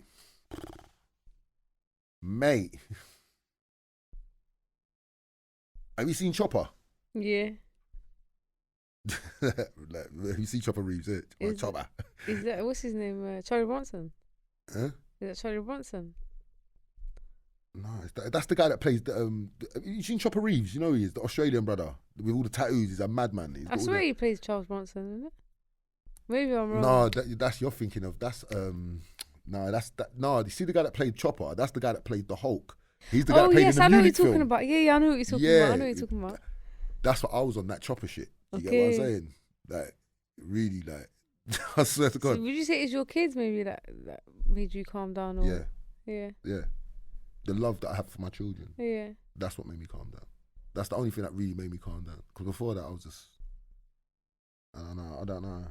I could have been in prison doing life. Do you know what I'm saying? Because I was just telling you, I'd run over feds and doing all kinds of fuckery. You know, I'm beating up feds, running them over. When feds call my name, they're not pulling up they're pulling up in van loads, because they know, they say, "Oh, he's a dangerous man," you know, like they're telling them. But it's the kids, the love that I have for my children is what changed me, innit? So you see, when man are trying to draw me out, you must understand that if you draw me out, I know exactly what I'm going to lose in the process. Yeah. So now you're got more to think with about. You're going to deal with a different side of me now, because I'm thinking, right, it's either me or you, and it ain't going to be me, so it has to be you, big man. That's remember, I've survived a lot of things. Yeah. I'm still here. The guys that did it, they've moved up to country, deep in the country, where no one knows where they live. Mm-hmm. It's pointless living like that. Like, why are we warring? This is what I'm saying. I tell you, there's no money, there's no success in war. War just costs money. Do you get what I'm saying? It costs money, and it can take your liberty as well. Do you know what I'm saying? Where you're sitting in prison. So I'm just trying to show my kids, pardon me, fucking hell, the right thing. Do you know what I mean? And that's it. I don't want to be no bad boy, because I'll be honest with you, a lot of the way I grew up and a lot of the stuff I was doing, it was out of desperation, and then it become a lifestyle. Do you see where I'm coming from? Like, for example, look at Fox. That was my brethren.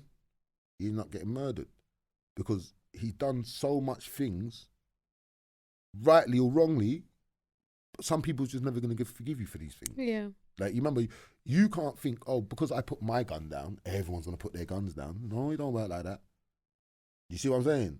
Like, he got to an end where he used to say to me, Marv, when you're carrying this bad man coat, it's heavy, you know, and you got to carry it forever. You know what I'm saying? You can't just take it off. Yeah. You really got to just carry it. Then he can't. I'm seeing man in his 50s now, and he's saying, Marv, if I knew what I knew now, do you know what I mean? And it's sad when you look at it and I think, rah, that's over 40 years of just wasted life. Do you get what I'm saying? To have nothing to show for it apart from a reputation that now you've got older and you can feel that your bones are starting to get the cracks and the creaks, and do you know what I'm saying? Like, and these young kids are ruthless, and it's like, it's pointless. And then you've got now an opportunity to make money, and he's trying to do that, and then he gets murdered. It's sad. It's Yeah, a that's sad sad. ending. I don't want my ending to. It's like if you look. Have you seen that film Carlito's Way? Yeah, in the end when he's about to run Sad. off in the sunset with his missus, and then he gets killed at the station. Scarface. Sad. It Yeah. always ends the same way, Yep. and it always will end the same way. So Yeah. you see, with me, I've always made sure if I've had a problem with someone, I make sure I squash that problem. It's like I'm showing you don't want this problem. Mhm. No, Marv, I don't want this problem. Let's just be friends and just, you know what I'm saying, or just Mhm. we just go on our separate journeys. We don't have to cross paths again. But I can't allow, just because of my spirit, I can't allow you to take me for a prick Mhm. and then be okay. It's never gonna happen. Do you know what I'm Yeah. saying? So You're not built like that. It's I'm just just- not. It's not in my you. spirit won't. I'm telling you. You see, like spiritually, I can't.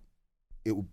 Like you won't sleep for nights, innit? Until yeah. Do you know, I'm plotting how to get you. Do you Yeah, know, I yeah, swear to yeah. God, like for weeks, months, until Yeah. I get you. Do you know? I can't. So then I try to not put myself around situations where, do you know what I'm saying? And that's why when Chronic did what he did, I thought, rah, that is so cheeky, bro. Yeah. Because you obviously feel you're that guy, and I'm a prick. Because that's what you're saying. Like when you're doing that, you must have known that I was gonna have a problem with it. Do you know what I'm saying? Yeah. Spray phoned me to warn me, saying, Marv, look, Crank was talking shit, but I kind of like stopped him and boom, boom, boom. And then, but I'm thinking, bro. Because you were saying that big up Marv. Yeah. Like that. So, and obviously, but I'm thinking, Spray must be just looking at this guy thinking, what are you doing, bro? Like, and Ice Cream's probably thinking, we've brought this guy on the show. Now he's come on the show and he's trying to do this and that. And then Chronic's telling my brethren, Azzy, oh, bro, it's all mind games though. Like obviously, because I saw the clip and you get me, bro? I didn't go to speak about you. I was asked about you. Yeah. You fast up your ass to go down there to speak on me, bro. There's a difference, bro. Do you get what I'm saying? Chronic, Spray brought up the snitch thing. And since he saw it on Chronic's show, I have to address it. Yeah. Do you get what I'm saying? It's not like, oh, I'm going to Chronic's a pussy, oh, Chronic's this and Chronic's that and Chronic's a joke, man. And do you see what I'm saying? Then that'll be different. If a man asks me It a wasn't question, premeditated. You didn't go there trying to do that. exactly. I went there to speak about the Dutch, what you've asked me to speak about in it, and then other topics started to come up as they do. As they do. So if you can't be angry at me, you got to be angry at Spray because Spray's asked me a thing. So if you're not comfortable me speaking on it, so this is why everyone was kind of saying, oh, Spray kind of set that up, and I was like, I just know how Chronic is, because I said, I don't think it is Spray, because I said, look, at the end of the day, he's already brought me on Twitter Spaces and tried to pull this shit. Do you get what I'm saying? Yeah. And then I had to put him in his place then. So obviously, because he got put in his place, and you got to remember, you see this bad man thing, yeah? Everyone feels they're a bad man, innit? That's just how it is. All bad men think they're badder. Do you get what I'm saying? But it's just, where does it stop? Where is the level? Where do you know? Like, say this is the ceiling. You're bad. I'm bad. You're bad. I'm bad. I'm good. Yeah. Where does it stop? It doesn't. Stop? It never stops. It just goes on and on and on. So then, you have to get to a level where I just said to myself, you know what? Safe. When I see you, I see you, innit? I'm not gonna hunt you because I'm too busy. But if I see you, I'll see you. And I believe that everyone that's ever disrespected me, I promise you, God has put me on the same path, so I'll bump into them at some point in life. I will bump into you. Do you get what I'm saying? Remember, England's too small, so we're gonna see each other at some point. So the energy you've put out in the air, I'm now gonna have to check your temperature when I see you, because to me, that's muggy what you did. You get what I'm saying? Like all of our friends understand that you're a bad boy in music, but we're not in music, my brother. So you're not bad for me. You're bad for them MCs and these young MCs and some of them you're not even bad for. They're not even having it off you. But you're bad for them. You can't be bad for me. Do you know what I'm saying? Like you can, because bro, I've dealt with much more serious man than way more serious than him. So the fact that I'm arguing with killers. You're not a killer, bro. So what are we doing? Do you see what I'm saying? I've got killers respect me. What are you doing? You're an MC, bro. Just make your bars, make your songs, do your podcast, do whatever you want to fucking do. Just don't talk about me. Do you know what I'm saying? Because for me, you've obviously got to feel you're a real bad boy, and I'm just not with it. So just let him do his thing. You know what I mean? But yeah, the podcast thing, it's not really for me, because I've seen some people doing some cheeky shit on these podcasts in the sense of, you know, if someone don't like what you said, they'll jump up on you. I'm not built like that, because I'm gonna jump up, and if I jump up, I'm sizing you up to just knock you out. Do you know what I'm saying? It's not. I'm not. Do you know what I mean? I'm still trying to master this thing. It's hard, you know, because when your go-to, your whole life is violence. How do you have a normal conversation? Yeah, it's hard. I was put in that situation when I went on Pearl's thing. You said you saw it, innit? Yeah. I see you. I see you get hot and say. I just went from 0 to 100. I see your thing. I was like, you know what I'm saying? That's all I know. Like, it's just on the spot. Yeah, I see your thing. That thing was mad. The thing is, it's like mad. I don't tolerate disrespect. Yeah, you don't on have to. any level, in any way, from anyone. I don't care who you are. Yeah, but then what makes it worse is when you try to disrespect in front of like people or a million. Like, you want me to be the butt of your do you joke, and I understand what I'm can't trying be to say? that. I I'm cannot not gonna do that. Like, yeah. especially when you're disrespecting, because I'm supposed to be speaking 3 or 4 times before you. Then you'll talk to me on this road level. So then I'm just gonna drop to that but road who level. you argue with though? I remember you spazzing, but on him. Oh, on King Rich's, because I was supposed to speak like 3 or 4 times. He tried to do some cheeky shit, and he he was like, letting me bro, speak, and you say to, I swear you said to him, bro, I'm a bad man for you, know. Yeah, I told him I was smoking on the live. I said, bro, I was smoking myself, like, you know what I'm saying? No, I said she's wild. Because you know what it is? I'm from the roads, Marv, you know what I'm saying? I know. And the thing is, I'm not going to come on a podcast. And he's not from the roads like that. You can tell. This is what I'm saying, like, see, like, obviously you can't come on podcasts and stuff here and say you're from the roads and you're on this and you're that, because people will speak out on you. If you ain't, you ain't. You understand? Yeah. But I don't have to worry about it, because everyone who knows me knows what I'm like. They'll all tell you the same thing, bro. Like, obviously I'm not a gangster, I'm not a mafia, but I'm on the smoke. Like, if you try to disrespect me, I don't care. Like, and I'm connected as well, so I ain't got no like, I don't start trouble. So if you start on me, but he likes to argue with girls. Like, but the problem is, I see him always arguing with girls. Because I'm from the roads, I've looked at this guy, you know what I'm saying, Marv? I've looked at him, I already know what you're about. I know I've sized you up. You're not on this smoke. You're not about that life, you know what I'm saying? You don't want this, you know what I'm saying? Like, stop it, bruv. You know what I'm saying? You're doing it with the wrong person. Like, you could do that to these people here, but you have done. That's not I'm from roads. That ain't gonna run with me, you know what I'm saying? Your thing was so funny. So, like, when he did that, I said, when I see you, I thought, do you know what, yeah? When I see you do that, I see it went dark in there. Everyone's like, everyone's like looking around like, see, when I heard what you said, I was thinking, I know everyone's thinking, gunman's gonna run up in and someone's gonna get smoked. You see, if Auntie didn't do what she did, see, when she's smart what she done, and I respect what she did. She was like, oh, you know what, I'm gonna walk out with you, You see, if at that moment when she said that, I haven't said this yet, but I'm gonna say it now, Wallahi, you know what was in my head? I look this way, they got a huge fridge, innit? And it's packed with bottles. The thing, what's going on in my head is, if this guy don't stop, it's launching. Like, I'm taking the cameras down, everyone's coming down. At that point, I don't care. You can call police. You can call. So when she did that, I was like, alright, cool. It kind of calmed me down a little bit. And then obviously I left. And then when we left, because she done a video after that, because she heard the convo. Someone called my phone. So I'm not going to mention their names, But they were like, do you want man to come down there and light it up? And I'm like, nah, man, it's not that deep. You get it? It's not, it's leave it, it's not that deep. But she heard that convo. Anyway, and it's long. It's not worth it. Come on, over some, you know what I'm saying? Come on. It's just too, it was funny. When I see it got dark in there. Yeah, like, it just went pitch black. The lights was on, it just went dark. Like, you know, everyone's looking at their feet, everyone's looking at something, but just not at the situation. Like, he's looking at everyone like, I can't believe, like, why is she getting so mad? And you was like, bruv. And then he's laughing on top of it. The worst thing to do is laugh when someone's, you know what I'm saying? I could, as a man. He folded. He folded. And then there was probably diarrhea on the seat and all sorts. Like, you know, you really poo these pads, like, because you know what it is. You know when you sell, because with guys especially, that guys know women can cause problems. Really, like, just like that. Like, think about how much people back in the day have been murdered and it's over girl, you know. So women have power. So when you're saying to a man, do you get me? And you're telling a man as a real G as well, like, bruv, allow it. What are you doing? Are you dumb? Like, you stupid? And he's sitting there like, yeah, but I was just thinking, there's a brown stain on that chair. You know, it's the funny part though. You know, Destiny, they had Destiny on there. He's got a well-known podcast on. You know the guy who had the blue hair. When I left, I see his face was like. Do you remember he goes, Sylvester, I left and then I come back, open the door again, I was like, I'm going to catch you on the reach. I didn't want to leave, But anyway, Destiny was like, alright, cool. Can we just get one thing clear? Like, who's allowed to call who bro?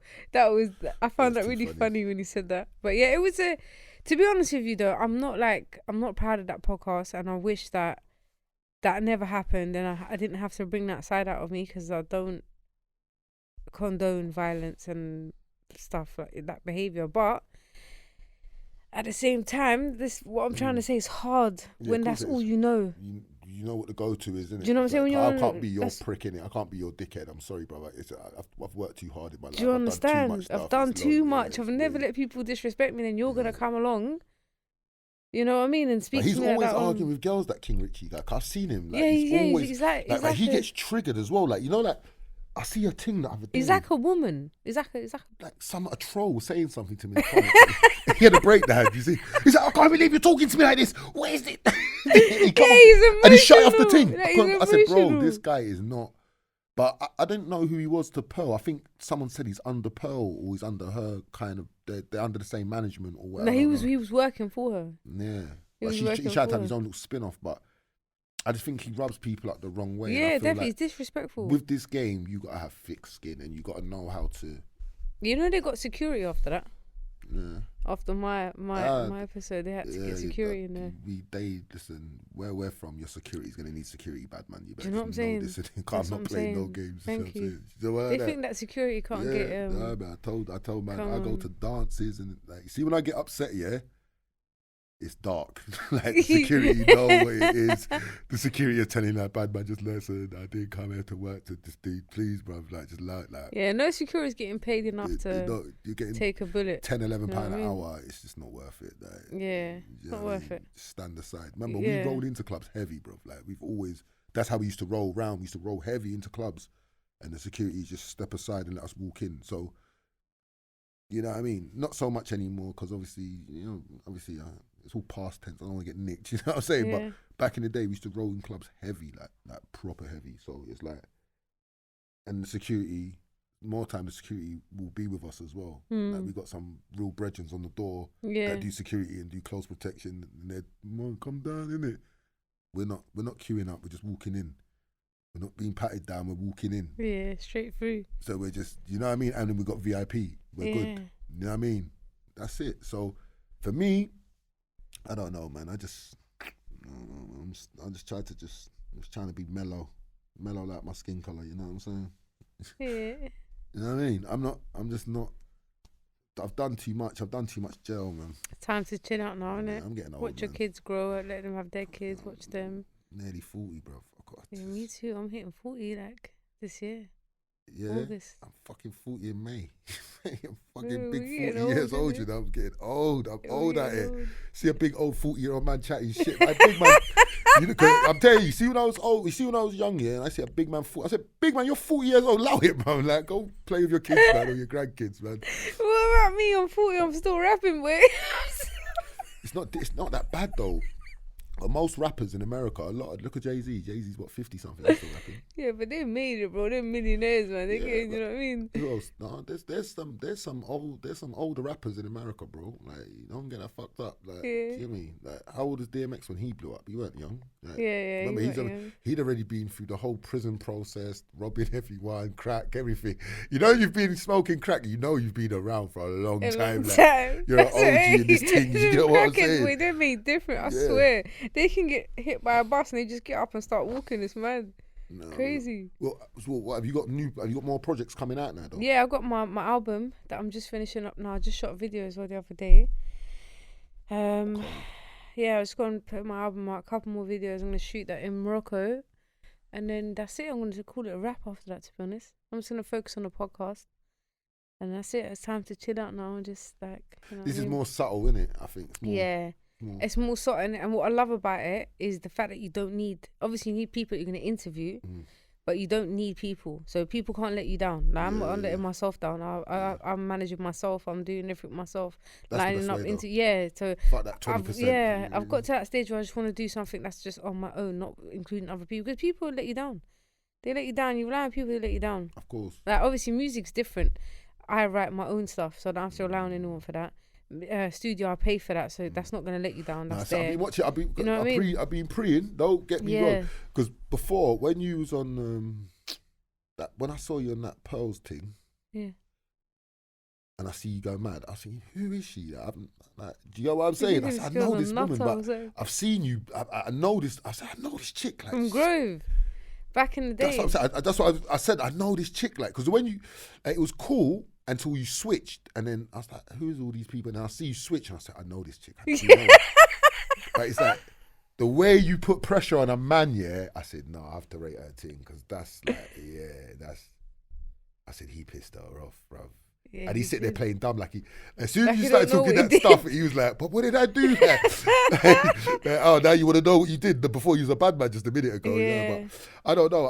This is what I say. See me, I think like I'm not ready. I'm not built for the fame. I'm past that in my life now, man.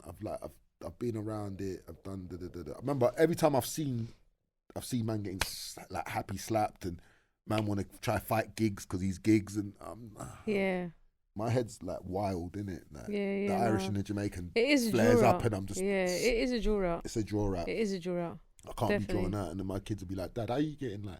How you doing this? And like, you're old, man. Chill out, big man. You in jail? I'm not coming to. Do you know what I mean? Yeah. Like, no, I'm not with it, man. Time to just like chill out, now, isn't it? I'm acting tapped and that. I'm not with it, because I know me. Like, the new generation is mad disrespectful these days. Yep. That's the sad truth. Like, and, do you know what I mean? Yeah. Proper disrespectful. So I don't know, man. I rate you for doing what you're doing, but thank you. This shit's hard work, man. And thank you for coming today. No, thank you for having me. Still. It was a nice podcast. It was that chilled, relaxed, nice podcast. Yeah. So I appreciate you coming. And, anytime, man. Anytime. Yeah, maybe we can do another one again. No, definitely, man. But you know what? It'll be jokes, yeah. You need to get certain of my team on there as well. Yeah, definitely. Line it up. That's when you'll hear the jokes. Like, yeah, line it up. You can even come with them as well if you want. Yeah, do you know what it is? Yeah, like obviously I'd have to check with them and see what they're doing, but because remember that there's some of them still still working behind the scenes with other people. Like, you know what I mean? So kind of like I have to check their schedule. Yes. You know what I mean? If they can do it, line it up, and I'll do it. Yeah, no, definitely. Jab. Gave up my number today. He gave up. I'm sitting there, man's talking about. No one was outside. Man talking about, oh, bro, you need to get me. Can you get me some dogs? I'm like, what dogs? Like, I'm like, bro, I don't do that. Don't shout them out on my phone. He said, no, dogs, like woof dogs. I'm like, actual dogs that you stroke and eat dog food. He said, yeah. But I ain't got no fucking dogs, bro. Jab just gave up my number, cash, so I'm going to be doing the same thing to him. So Jab, be tuned. Your number's getting given out. Jab, you're going to be getting a call from me. Yo, Marv said, like, you're going to do the podcast thing, Jab. Marv gave me your number. But Jam will be a good person to speak to, purely because he's got a lot of insight into a lot of things as well, do you know what I mean? Yeah. Like, he's been around music for time. You know, Jam's got bare stories to tell. Okay. Yeah. You know what I mean? But thanks for having me, man. No, you're welcome, man. Is there anything else you'd like to say before we wrap up? Or yeah. Anything negative you hear about me, it's all a lie. It is, it's a lie. They're lying. Everyone lied. You know what I mean? I'm humble crumble. I'm not bad boy no more. I'm old. Getting old now. I'm done. Kids, sorry if I've embarrassed you, but I just had to tell the truth. You know what I mean? My truth, not their truth. My truth. You know what I mean? Simple.